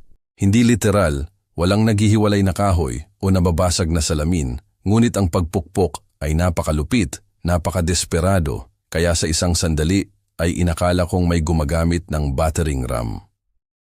Sumulyap ako sa aking bedside clock. 6:14 ng umaga. Ang araw ng Disyembre ay hindi pa man sumisikat, isang manipis na kulay abo na linya lamang sa silangan sa ibabaw ng lawa ng Norman. Nagsuot ako ng robe at naglakad patungo sa bintana na nakaharap sa porch. Sa ibaba ko, na maliwanag ng motion sensor light, nakatayo si Tiffany. Mukha siyang hindi natulog sa loob ng ilang araw. Ang kanyang buhok, nakaraniwang nakaayos ng perpekto sa anumang mamahaling product, na sinisingil niya sa aking credit card ay nakalaylay at magulo sa kanyang mukha. Ang madilim na bilog ay nagpatingkad sa kanyang mga mata, ang uri na walang dami ng concealer ang makatatakip. Kahit mula sa ikalawang palapag, nakita ko ang kulay abo na pagkalanta ng kanyang balat, ang frantic energy sa kanyang mga kilos habang itinaas niya ang kanyang kamao para kumatok muli. Mag-isa siya. Hindi, Derek, iyan ay kawili-wili. Nagpatuloy ang pagpukpok na umalingaw-ngaw sa aking tahimik na bahay. Walter, alam kong nasa loob ka. Buksan mo ang pintuan na ito. Isinaalang-alang ko ang aking mga option. Maaari ko siyang balewalain, hayaan siyang mapagod sa aking pinto na parang isang moth laban sa bintana. Sa kalaunan, aalis siya, magmamaneho pabalik sa Cebu nang walang anumang nakuha para sa kanyang maagang paglalakbay sa umaga. Ngunit may nagsabi sa akin na ang paghaharap na ito ay hindi maiiwasan. Mas mabuti na harapin ito sa aking mga tuntunin. Habang siya ay wala sa balanse at ako ang may home field advantage, bumaba ako, nagtimpla ng kape at naghintay na maluto ito. Hindi tumigil ang pagpukpok. Sa halip, lalo itong naging frantic. Narinig ko siyang sumisigaw ng aking pangalan sa pagitan ng mga pagtama. Nang handa na ang aking kape, sariwang grounds, tamang temperatura, sa paraang ginawa ko ito tuwing umaga sa loob ng 40 taon, naglakad ako sa front door at binuksan ito. Si Tiffany ay halos pumasok. Paano mo nagawa iyan? Sumisigaw siya bago pa man siya nakabawi sa kanyang tindig. Pamilya tayo. Hindi mo maaaring itaboy ang sarili mong anak sa kalye. Uminom ako ng aking kape. Ito ay mahusay. Hindi ko tinataboy ang aking anak, sabi ko ng mahinahon. Kinukuha ko lang ang aking ari-arian. Ang iyong ari-arian. Nakatira kami doon sa loob ng 4 na taon. Nagtayo kami ng buhay doon. Sa isang bahay na hindi mo pag-aari. Sa perang hindi mo kinita. Tinitigan niya ako, ang kanyang bibig ay gumagalaw, ngunit walang salitang lumabas. Pagkatapos ay nagsimula ang mga luha. Nakita ko na umiiyak si Tiffany dati sa mga family gathering kapag gusto niya ng simpatiya. Sa mga pag-aaway kapag kailangan niyang manalo, iba ang mga luha na ito. Ang mga ito ay totoo, ipinanganak mula sa tunay na takot. Sa loob ng mga 3 segundo, halos naawa ako sa kanya. Walter, pakiusap. Bumaba ang kanyang boses sa isang bagay na papalapit sa pagpapakumbaba. Ako ay uminit. May mga bagay akong sinabi na hindi ko ibig sabihin. Alam mo kung paano ako. Ngunit sa kaibuturan, alam mong gaano kita pinahahalagahan. Gaano tayong dalawa nagpapahalaga sa lahat ng iyong nagawa. Inilagay ko ang aking tasa ng kape sa hall table. Tiffany, tinawag mo akong matandang hangal. Sinabihan mo akong huwag magpakita sa hapunan ng araw ng pasasalamat sa isang bahay na pag-aari ko. Pinondohan ang perang kinita ko. Hindi iyon pag-iinit. Iyon ang katotohanan, ang iyong katotohanan. Ngunit 4 na taon mong tinatrato ako bilang isang abala, tulad ng isang bank account na may mga paa. Ikinulong mo ang aking anak mula sa kanyang sariling ama. Ginawa siyang isang taong hindi man lang makatingin sa aking mga mata. At sa lahat ng iyon, patuloy akong nagbabayad, patuloy na umaasa na magbabago ang mga bagay. Kinuha ko muli ang aking kape, hindi sila nagbago. Ang mga luha ay natuyo ng napakabilis. Ang mukha ni Tiffany ay naging matigas. Ang mask ng pagdadalamhati ay pinalitan ng isang bagay na mas malamig. Sige, gusto mong maglaro sa ganoong paraan? Kukuha ako ng abogado. Si Derek ang iyong anak. May karapatan siya. Hindi mo lang kami maaaring itaboy dahil mayroon kang kakaibang senior moment. Senior moment? Ngumiti ako. Maganda iyan. Ngunit narito ang bagay, Tiffany. Mayroon na akong abogado, isang napakagaling. At sinasabi niya sa akin na bilang may-ari ng ari-arian, mayroon akong lahat ng legal na karapatan na wakasan ang aming kasunduan na may tamang abiso na ibinigay ko. Lalabanan namin iyan. Malugod kang subukan, ngunit dapat mong malaman na mayroon akong dokumentasyon. Bawat pagbabayad na ginawa ko sa loob ng 4 na taon, ang orihinal na deed, mga bank record at isang video mula sa birthday party ni Derek. 2 taon na ang nakalipas kung saan sinabi mo sa iyong mga kaibigan na alam mong ang bahay ay nasa pangalan ko, ngunit ang pamilya ay hindi naniningil ng upa. Pinanood ko ang kanyang mukha na namutla. Naaalala mo ba ang pag-uusap na iyon? Nasa kabilang silid ako. Narinig ko ang lahat. Sa loob ng mahabang sandali, walang nagsalita sa amin. Ang tanging tunog ay ang pagtik ng grandfather clock sa aking pasilyo. Isang orasan na pag-aari ng aking ama at ng kanyang ama bago siya. Mga bagay na mahalaga, mga bagay na tumatagal. Nang magsalita muli si Tiffany, mas mahina ang kanyang boses. Ang kanyang bravado ay nabasag. Ano ang gusto mo? Tinapos ko ang aking kape at maingat na inilapag ang tasa. Gusto kong pumunta rito ang aking anak at makipag-usap sa akin ng mag-isa nang hindi ka nagtuturo sa kanya kung ano ang sasabihin. Hindi papayag si Derek. Kung gayon, mayroon kang 24 araw upang makahanap ng bagong lugar na matitirhan. Tinitigan niya ako sandali. Nakikita ko siyang nagkakalkula, nag-iisip ng mga opsyon, mga anggulo ng pag-atake. Matalino siya. Iyon ang ibibigay ko sa kanya. Sa huli, lumingon siya at umalis sa pinto nang walang sinasabi. Pinanood ko ang kanyang silver SUV na naglaho sa Lakeshore Lane pagkatapos ay bumalik sa kusina upang magbuhos ng isa pang tasa ng kape. Natapos na ang unang labanan, ngunit nagsisimula pa lang ang digmaan. 3 araw ang lumipas bago tumawag si Derek. Binuksan ko sandali ang aking cellphone upang suriin ang mga message at naroon iyon. Isang wall ng mga teksta mula sa kanilang dalawa, ngunit ang isa mula kay Derek ang nakakuha ng aking atensyon. Dad, kailangan nating pag-usapan ang tungkol sa liham na ito. Sinasabi nito na kailangan nating umalis. Ito ang aming tahanan. Hindi ako tumawag, ngunit binasa ko ang iba pa. Ang mga teksta ni Tiffany ay isang obra maestra ng pagtaas ng tensyon. Ang una ay halos magalang. Walter, mayroong pagkakamali sa pagbabangko. Pakiusap, tawagan mo kami. Pagkatapos ay nag-aalala. Nag-aalala kami sa iyo. Bakit hindi ka sumasagot? Pagkatapos ay mapilitan. Hindi ito nakakatawa. Tawagan mo kami ngayon. Pagkatapos ay nagbabanta. Kung hindi ka sasagot, tatawagan namin ng pulisya para sa wellness check. Ngumiti ako sa isa na iyon. Sige, naisip ko. Makikita ng mga pulis ang isang malusog na 68 taong gulang na lalaki na nag-e-enjoy sa kanyang pagre-retiro. Anong krimen? Ang mga texti ni Derek ay iba. Mas maikli, mas malungkot. Dad, pakiusap. Ano ang ginawa namin? Maaari ba tayong mag-usap na lang? Ano ang ginawa namin?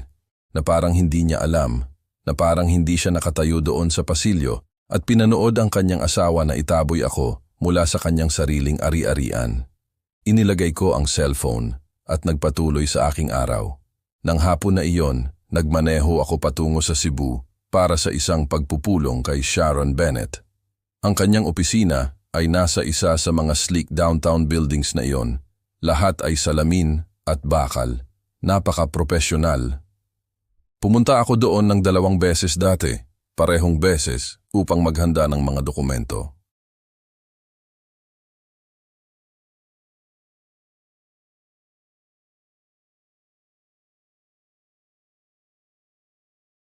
Pumirma ang iyong anak at asawa nito noong araw ng pasasalamat, bagaman sa tingin ko ay hindi nila ito binuksan kaagad. Hindi nga. Nakatanggap na ako ng tawag mula sa isang taong nagpapakilalang kumakatawan sa kanila. Isang babae, hindi abogado, ang asawa lang. Siya ay medyo nag-aalala. Iyan ay parang si Tiffany. Si Sharon Bennett ay hindi isang babaeng madaling ngumiti, ngunit ang sulok ng kanyang bibig ay kumislot. Tinanong niya kung sa anong batayan mo sila pinapaalis, ang kanyang pamilya. Ipinaliwanag ko na bilang may-ari ng ari-arian, mayroon kang legal na karapatan na wakasan ang anumang informal tenancy arrangement na may tamang abiso. Ang 60 araw ay higit pa sa kinakailangan sa batas ng North Carolina. At ang kanyang tugon, hindi masabi, nagbanta siyang idemanda ako. Sinabi ko sa kanya na malugod siyang subukan. Tinalakay namin ang timeline. Nagsimula ang 60 araw na panahon ng abiso noong araw ng pasasalamat. Kung hindi sila voluntaryong umalis bago maghating gabi ng Enero, maaari akong magsimula ng formal na proseso ng pagpapaalis. Tinantya ni Sharon na ang prosesong iyon ay aabutin ng isa pang 30 hanggang 45 araw. Maaaring humarap ka sa pagtutol, babala niya. Maaaring mag-angkin sila ng isang oral lease agreement o ilang iba pang kasunduan. Kung walang dokumentasyon, ang mga pag-aangkin na iyon ay bihirang magtagumpay, ngunit maaari nilang maantala ang mga bagay. Mayroon akong dokumentasyon. Kinuha ko ang aking folder, ang isa mula sa safe. Bawat pagbabayad na ginawa ko sa loob ng 4 na taon, mga bank statement na nagpapakita na ang pera ay nagmula sa aking mga account. Ang orihinal na deed ay hindi kailanman nailipat at mga recording, itinaas niya ang kanyang kilay.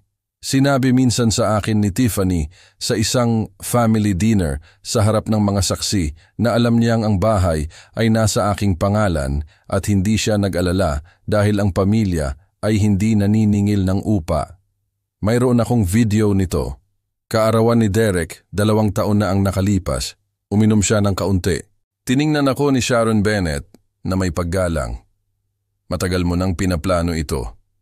Naghahanda ako para sa posibilidad. Mayroong pagkakaiba. Ang totoo ay nagsimula akong mangolekta ng mga dokumento o buwan na ang nakalipas. Pagkatapos ng isang partikular na masamang insidente, sumisigaw si Tiffany sa akin sa parking lot ng isang restaurant dahil nabanggit ko na mukhang pagod si Derek. Umuwi ako at tinanong ang aking sarili ng isang tanong. Kung kinakailangan, mapapatunayan ko ba na pag-aari ko ang bahay na iyon? Ang sagot ay oo, ngunit gusto kong matiyak. Kaya nagsimula akong mangolekta, mag-record, magdokumento sakali. Maaring tawagin ito ng ilang tao na paranoid. Tinatawag ko itong maingat. Nang umalis ako sa opisina ni Sharon, umupo ako sa aking truck ng ilang minuto. Pinapanood ang mga tao na naglalakad sa sidewalk. Mga normal na tao na ginagawa ang kanilang normal na buhay. Walang sino man sa kanila ang nakakaalam na ilang milya ang layo sa isang magandang bahay sa Myers Park. Isang pamilya ang natuklasan na ang lahat ng kanilang inaakala na pag-aari ay pag-aari ng ibang tao. Kinindatan ang aking cellphone, isa pang text na mula kay Derek. Dad, kailangan nating pag-usapan ang tungkol sa liham na ito. Sinasabi nito na kailangan nating umalis. Ito ang aming tahanan. Nag-type ako ng aking unang tugon sa loob ng ilang araw. Ito ang aking tahanan. Mga panauhin kayo. Mga panauhin na nagtagal ng sobra. Lumitaw ang typing indicator. Nawala. Lumitaw muli. Sa wakas. Paano mo masasabi iyan? Pagkatapos ng lahat ng pinagdaanan natin, naisip ko ang lahat ng bagay na maaari kong sabihin. Lahat ng oras na ako ay hindi kasama, ininsulto, hindi pinapansin, lahat ng pera na ibinuhos ko sa kanilang buhay, lahat ng katahimikan mula sa aking anak nang ang kanyang asawa ay tinatrato ako bilang isang abala. Ngunit hindi ko sinabi ang alinman sa mga iyon. Sa halip, nag-type ako. Itanong mo kay Tiffany kung paano niya ako ipinakilala sa kanyang mga kaibigan sa inyong huling dinner party. Walang tugon. Alam ko kung bakit. Sa party na iyon noong nakaraang buwan, narinig ko si Tiffany na sinasabi sa kanyang mga kaibigan na ako ang ama ni Derek, ang kailangan nilang tiisin. Tumawa siya, lahat sila ay tumawa. Si Derek ay nasa kabilang silid, siguradong narinig niya, hindi siya nagsalita. Nagmaneho ako pabalik sa lawa ng Norman habang lumulubog ang araw. Ang langit ay naging kahel, pagkatapos ay pink, pagkatapos ay malalim na purple sa ibabaw ng tubig. Maganda, mapayapa. Bukas, malamang nasusubukan ni Tiffany ang bago. Siya ay isang mandirigma, iyon ang ibibigay ko sa kanya. Ngunit lumalaban siya sa aking battlefield ngayon sa aking mga patakaran at hindi niya alam iyon. Mayroon akong 6 araw upang makita kung ano ang ginawa niya. At mayroon siyang 60 araw upang malaman kung ano ang ginawa ko rin.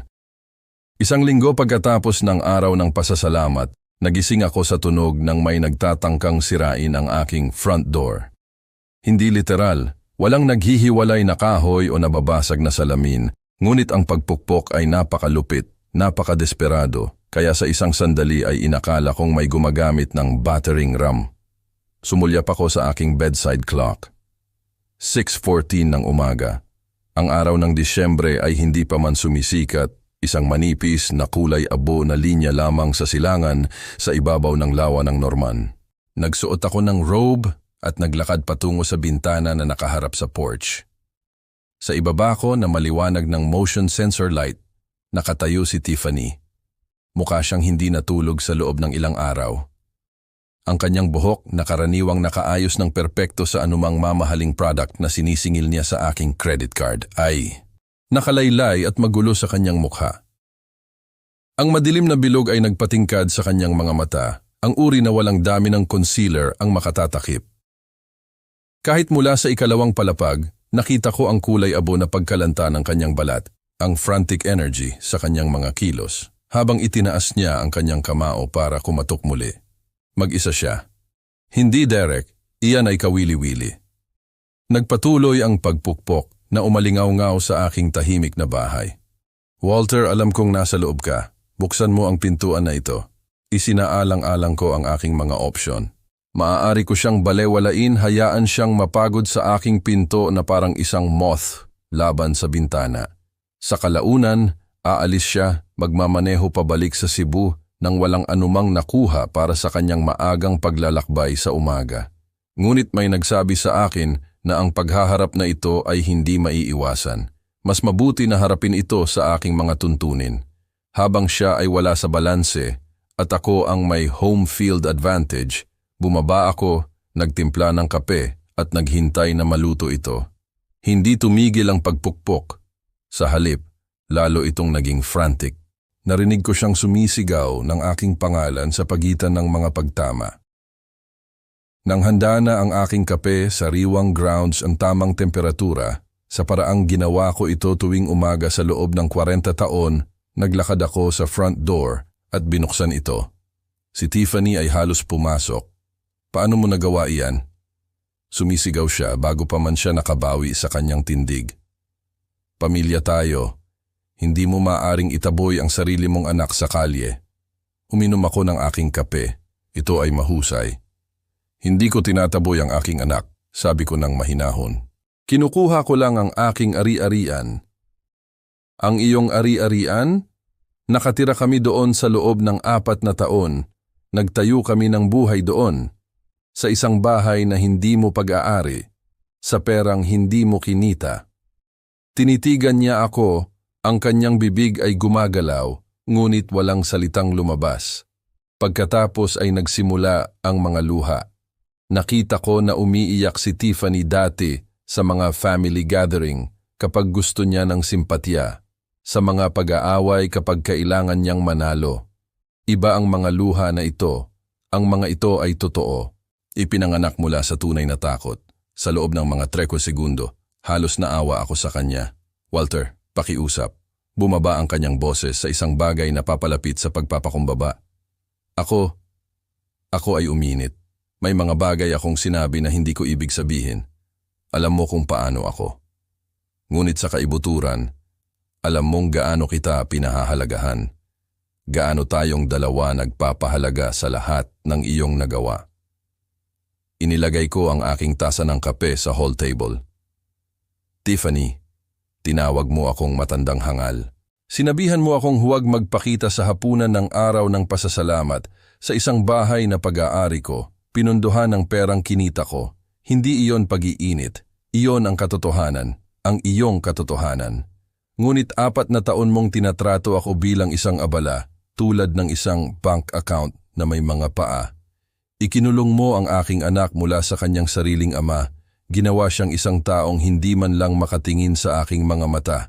At sa lahat ng iyon, patuloy akong nagbabayad, patuloy na umaasa na magbabago ang mga bagay. Kinuha ko muli ang aking kape, hindi sila nagbago. Ang mga luha ay natuyo ng napakabilis. Ang mukha ni Tiffany ay naging matigas. Ang mask ng pagdadalamhati ay pinalitan ng isang bagay na mas malamig. Sige, gusto mong maglaro sa ganoong paraan? Kukuha ako ng abogado. Si Derek ang iyong anak. May karapatan siya. Hindi mo lang kami maaaring itaboy dahil mayroon kang kakaibang senior moment. Senior moment? Ngumiti ako. Maganda yan. Ngunit narito ang bagay, Tiffany. Mayroon na akong abogado, isang napakagaling, at sinasabi niya sa akin na bilang may-ari ng ari-arian, mayroon akong lahat ng legal na karapatan na wakasan ang aming kasunduan na may tamang abiso na ibinigay ko. Lalabanan namin iyan, malugod kang subukan. Ngunit dapat mong malaman na mayroon akong dokumentasyon. Bawat pagbabayad na ginawa ko sa loob ng 4 na taon, ang orihinal na deed, mga bank record at isang video mula sa birthday party ni Derek 2 taon na ang nakalipas kung saan sinabi mo sa iyong mga kaibigan na alam mong ang bahay ay nasa pangalan ko ngunit ang pamilya ay hindi naniningil ng upa. Pinanood ko ang kanyang mukha na namutla. Naaalala mo ba ang pag-uusap na iyon? Nasa kabilang silid ako. Narinig ko ang lahat. Sa loob ng mahabang sandali, walang nagsalita sa amin. Ang tanging tunog ay ang pagtik ng grandfather clock sa aking pasilyo. Isang orasan na pag-aari ng aking ama at ng kanyang ama bago siya. Mga bagay na mahalaga, mga bagay na tumatagal. Nang magsalita muli si Tiffany, mas mahina ang kanyang boses. Ang kanyang bravado ay nabasag. Ano ang gusto mo? Tinapos ko ang aking kape at maingat na inilapag ang tasa. Gusto kong pumunta rito ang aking anak at makipag-usap sa akin nang mag-isa nang hindi ka nagtuturo sa kanya kung ano ang sasabihin. Hindi papayag si Derek. Kung gayon, mayroon kang 53 araw upang makahanap ng bagong lugar na matitirhan. Tinitigan niya ako sandali. Nakikita ko siyang nagkakalkula, nag-iisip ng mga opsyon, mga anggulo ng pag-atake. Matalino siya. Iyon ang ibibigay ko sa kanya.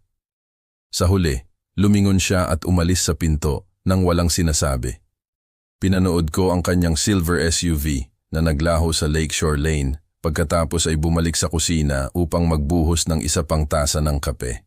Natapos na ang unang labanan, ngunit nagsisimula pa lang ang digmaan. 3 araw ang lumipas bago tumawag si Derek. Binuksan ko sandali ang aking cellphone upang suriin ang mga message at naroon iyon. Isang wall ng mga text mula sa kanilang dalawa, ngunit ang isa mula kay Derek ang nakakuha ng aking atensyon. Dad, kailangan nating pag-usapan ang tungkol sa liham na ito. Sinasabi nito na kailangan nating umalis. Ito ang aming tahanan. Hindi ako tumawag, ngunit binasa ko ang iba pa. Ang mga atexte ni Tiffany ay isang obra maestra ng pagtaas ng tensyon. Ang una ay halos magalang. Walter, mayroong pagkakamali sa pagbabangko. Pakiusap tawagan mo kami. Pagkatapos ay nag-aalala. Nag-aalala kami sa iyo. Bakit hindi ka sumasagot? Pagkatapos ay mapilitan.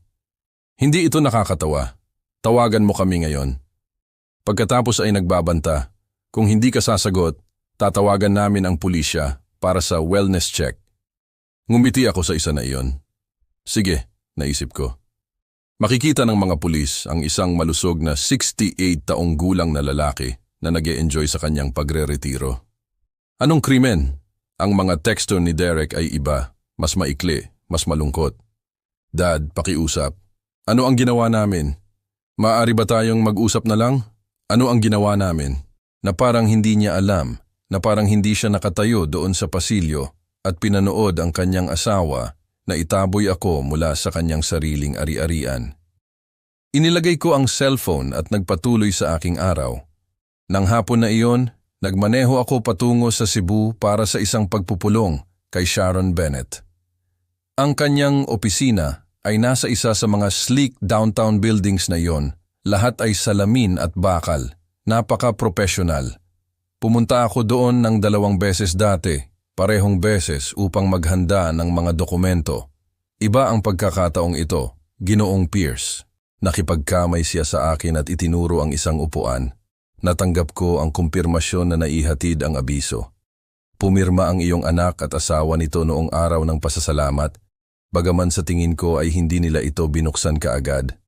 Hindi nga. Nakatanggap na ako ng tawag mula sa isang taong nagpapakilalang kumakatawan sa kanila. Isang babae, hindi abogado, ang asawa lang. Siya ay medyo nag-aalala.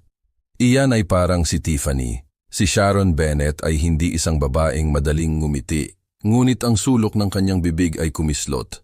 Tinanong niya kung sa anong batayan mo sila pinapaalis, ang kanyang pamilya. Ipinaliwanag ko na bilang may-ari ng ari-arian, mayroon kang legal na karapatan na wakasan ang anumang informal tenancy arrangement na may tamang abiso. Ang 60 araw ay higit pa sa kinakailangan sa batas ng North Carolina. At ang kanyang tugon hindi masabi. Nagbanta siyang idemanda ako. Sinabi ko sa kanya na malugod siyang subukan. Tinalakay namin ang timeline. Nagsimula ang 60 araw na panahon ng abiso noong araw ng pasasalamat. Kung hindi sila voluntaryong umalis bago maghating gabi ng Enero, maaari akong magsimula ng formal na proseso ng pagpapaalis. Tinantiya ni Sharon na ang prosesong iyon ay aabutin ng isa pang 30 hanggang 45 araw. Maaaring humarap ka sa pagtutol, babala niya. Maaaring mag-angkin sila ng isang oral lease agreement o ilang iba pang kasunduan. Kung walang dokumentasyon, ang mga pag-aangkin na iyon ay bihirang magtagumpay, ngunit maaari nilang maantala ang mga bagay. Mayroon akong dokumentasyon. Kinuha ko ang aking folder, ang isa mula sa safe. Bawat pagbabayad na ginawa ko sa loob ng 4 na taon, mga bank statement na nagpapakita na ang pera ay nagmula sa aking mga account. Ang orihinal na deed ay hindi kailanman nailipat. At mga recording, itinaas niya ang kanyang kilay. Sinabi minsan sa akin ni Tiffany sa isang family dinner, sa harap ng mga saksi, na alam niyang ang bahay ay nasa aking pangalan at hindi siya nag-alala dahil ang pamilya ay hindi naniningil ng upa. Mayroon akong video nito. Kaarawan ni Derek 2 taon na ang nakalipas. Uminom siya ng kaunti. Tiningnan ako ni Sharon Bennett na may paggalang. Matagal mo nang pinaplano ito. Naghahanda ako para sa posibilidad. Mayroong pagkakaiba.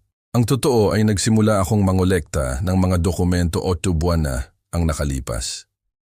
Pagkatapos ng isang partikular na masamang insidente, sumisigaw si Tiffany sa akin sa parking lot ng isang restaurant. Dahil nabanggit ko na mukhang pagod si Derek. Umuwi ako at tinanong ang aking sarili ng isang tanong.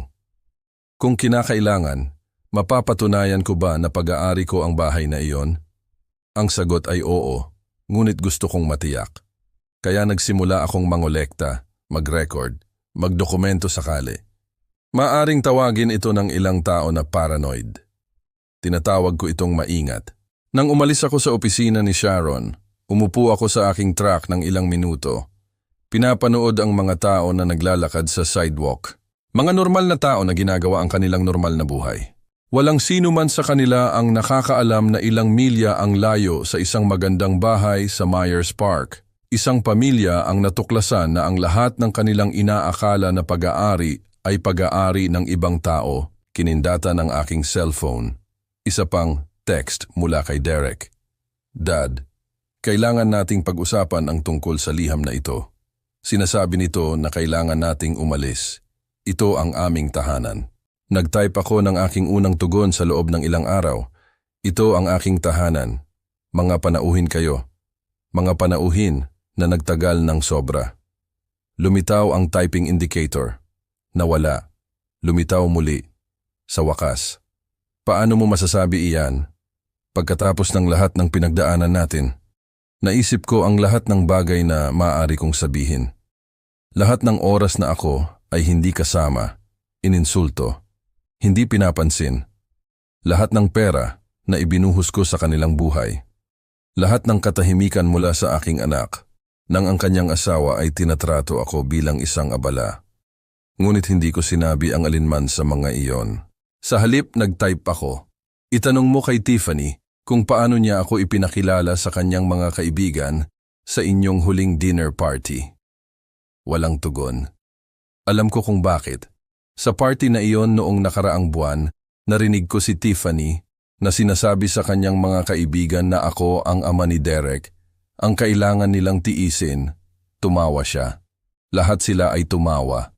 Si Derek ay nasa kabilang silid. Siguradong narinig niya. Hindi siya nagsalita. Nagmaneho ako pabalik sa lawa ng Norman habang lumulubog ang araw.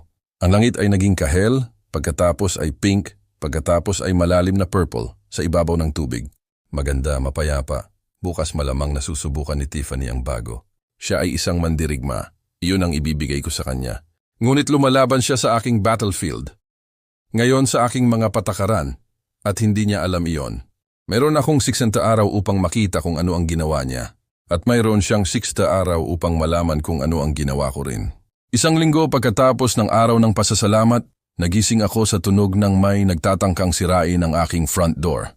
Hindi literal, walang naghihiwalay na kahoy o nababasag na salamin, ngunit ang pagpukpok ay napakalupit, napakadesperado, kaya sa isang sandali ay inakala kong may gumagamit ng battering ram. Sumulyap ako sa aking bedside clock.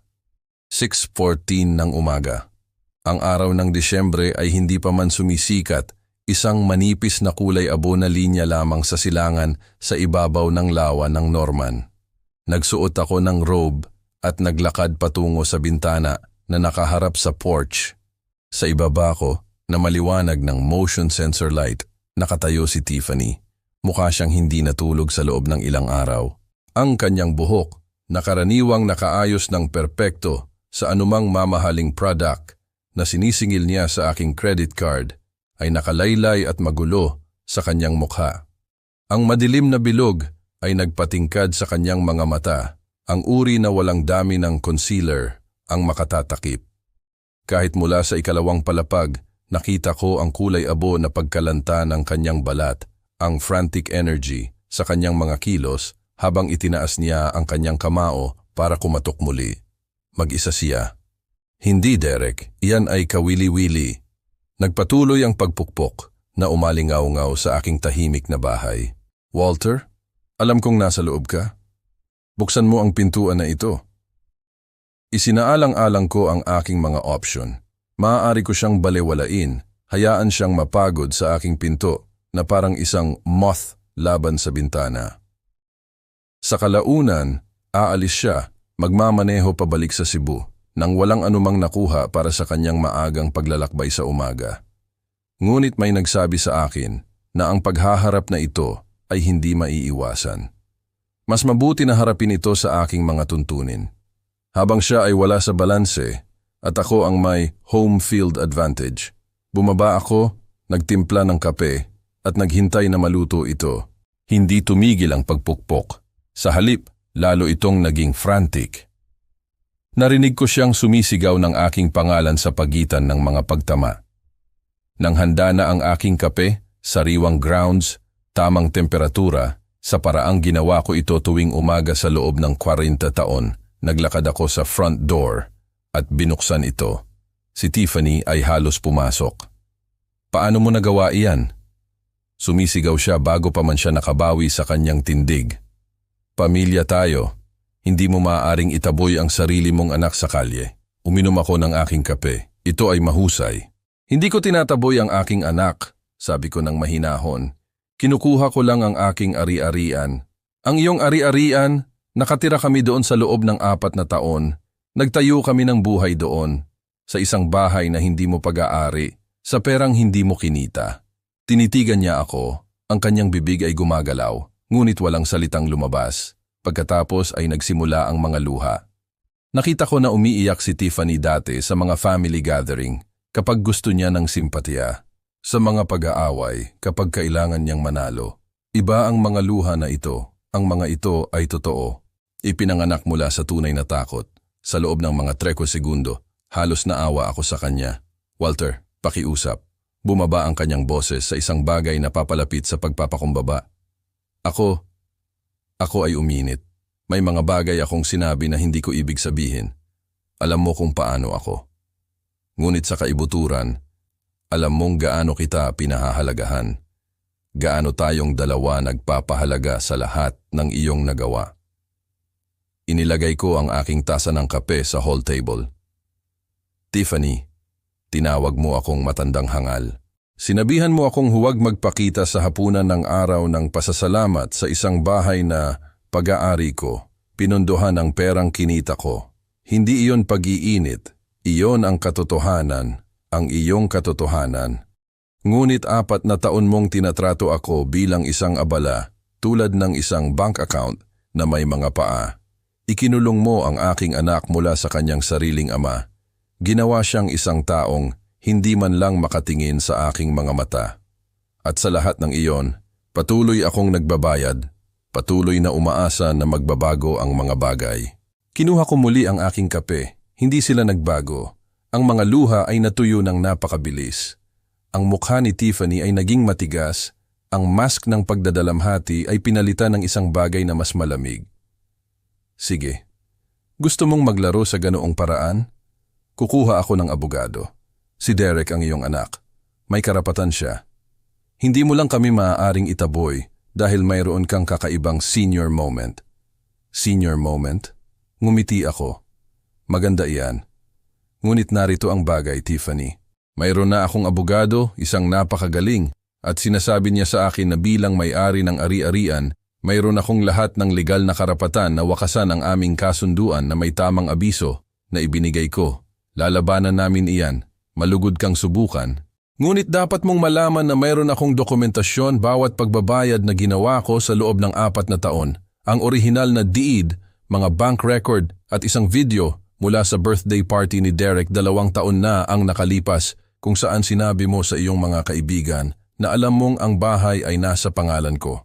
Ngunit ang pamilya ay hindi naniningil ng upa. Pinanood ko ang kanyang mukha na namutla. Naaalala mo ba ang pag-uusap na iyon? Nasa kabilang silid ako. Narinig ko ang lahat. Sa loob ng mahabang sandali, walang nagsalita sa amin. Ang tanging tunog ay ang pagtik ng grandfather clock sa aking pasilyo. Isang orasan na pag-aari ng aking ama at ng kanyang ama bago siya. Mga bagay na mahalaga, mga bagay na tumatagal. Nang magsalita muli si Tiffany, mas mahina ang kanyang boses. Ang kanyang bravado ay nabasag. Ano ang gusto mo? Tinapos ko ang aking kape at maingat na inilapag ang tasa. Gusto kong pumunta rito ang aking anak at makipag-usap sa akin ng mag-isa nang hindi ka nagtuturo sa neighborhood app na Nextdoor.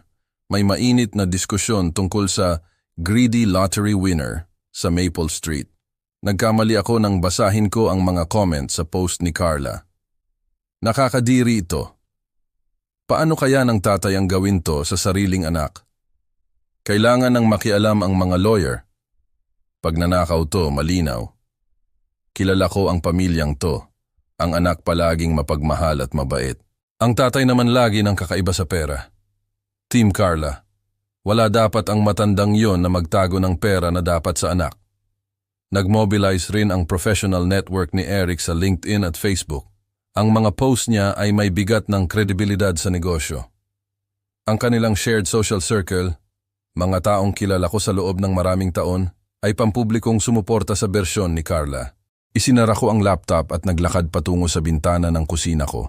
Tinitingnan ang barangay na tinawag kong tahanan sa loob ng 30 taon. 3 kapitbahay ang nakatayo malapit sa mailbox ko. Malinaw na pinag-uusapan ang sitwasyon.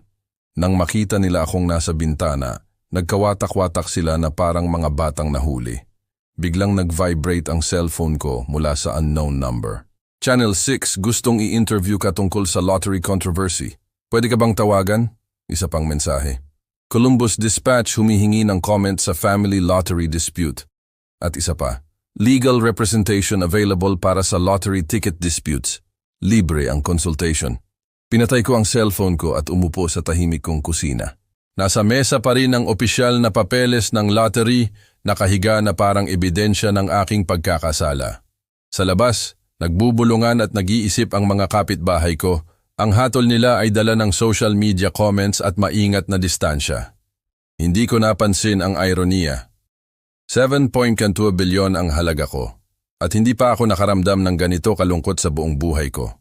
Kinabukasan ng umaga, kumalat ang kwento sa maliit na sulok ng internet namin.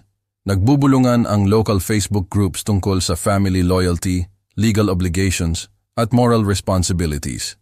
Sa neighborhood app na Nextdoor, may mainit na diskusyon tungkol sa greedy lottery winner sa Maple Street.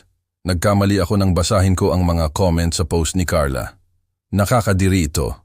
Paano kaya ng tatay ang gawin to sa sariling anak? Kailangan ng makialam ang mga lawyer. Pag nanakaw to, malinaw.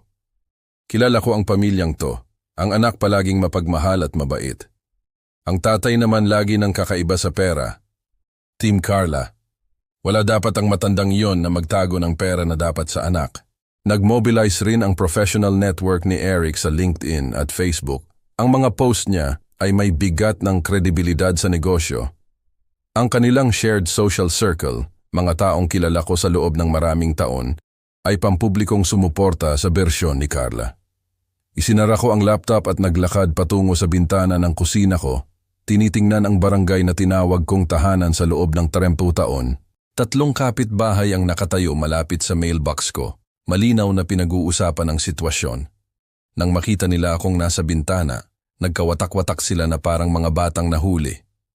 Biglang nag-vibrate ang cellphone ko mula sa unknown number. Channel 6 gustong i-interview ka tungkol sa lottery controversy. Pwede ka bang tawagan?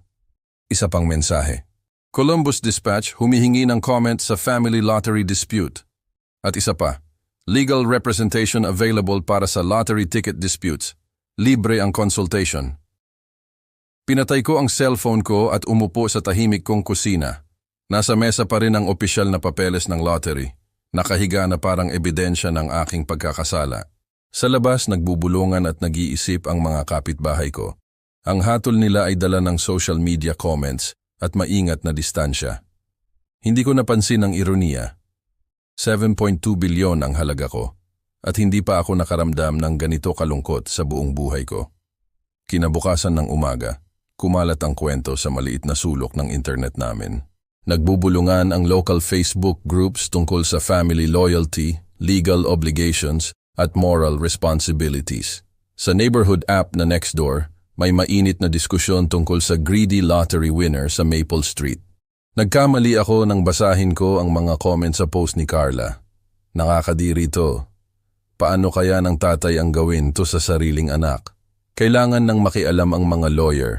Pag nanakaw to, malinaw. Kilala ko ang pamilyang to. Ang anak palaging mapagmahal at mabait. Ang tatay naman lagi nang kakaiba sa pera. Team Carla. Wala dapat ang matandang yon na magtago ng pera na dapat sa anak. Nag-mobilize rin ang professional network ni Eric sa LinkedIn at Facebook. Ang mga post niya ay may bigat ng kredibilidad sa negosyo. Ang kanilang shared social circle, mga taong kilala ko sa loob ng maraming taon, ay pampublikong sumuporta sa bersyon ni Carla. Isinara ko ang laptop at naglakad patungo sa bintana ng kusina ko. Tinitingnan ang barangay na tinawag kong tahanan sa loob ng 30 taon. 3 kapitbahay ang nakatayo malapit sa mailbox ko. Malinaw na pinag-uusapan ang sitwasyon. Nang makita nila akong nasa bintana, nagkawatak-watak sila na parang mga batang nahuli. Biglang nag-vibrate ang cellphone ko mula sa unknown number. Channel 6 gustong i-interview ka tungkol sa lottery controversy. Pwede ka bang tawagan? Isa pang mensahe. Columbus Dispatch humihingi ng comment sa family lottery dispute. At isa pa, legal representation available para sa lottery ticket disputes. Libre ang consultation. Pinatay ko ang cellphone ko at umupo sa tahimik kong kusina. Nasa mesa pa rin ang opisyal na papeles ng lottery, nakahiga na parang ebidensya ng aking pagkakasala. Sa labas nagbubulungan at nag-iisip ang mga kapitbahay ko. Ang hatol nila ay dala ng social media comments at maingat na distansya. Hindi ko napansin ang ironya. 7.2 bilyon ang halaga ko at hindi pa ako nakaramdam ng ganito kalungkot sa buong buhay ko. Kinabukasan ng umaga, kumalat ang kwento sa maliit na sulok ng internet namin.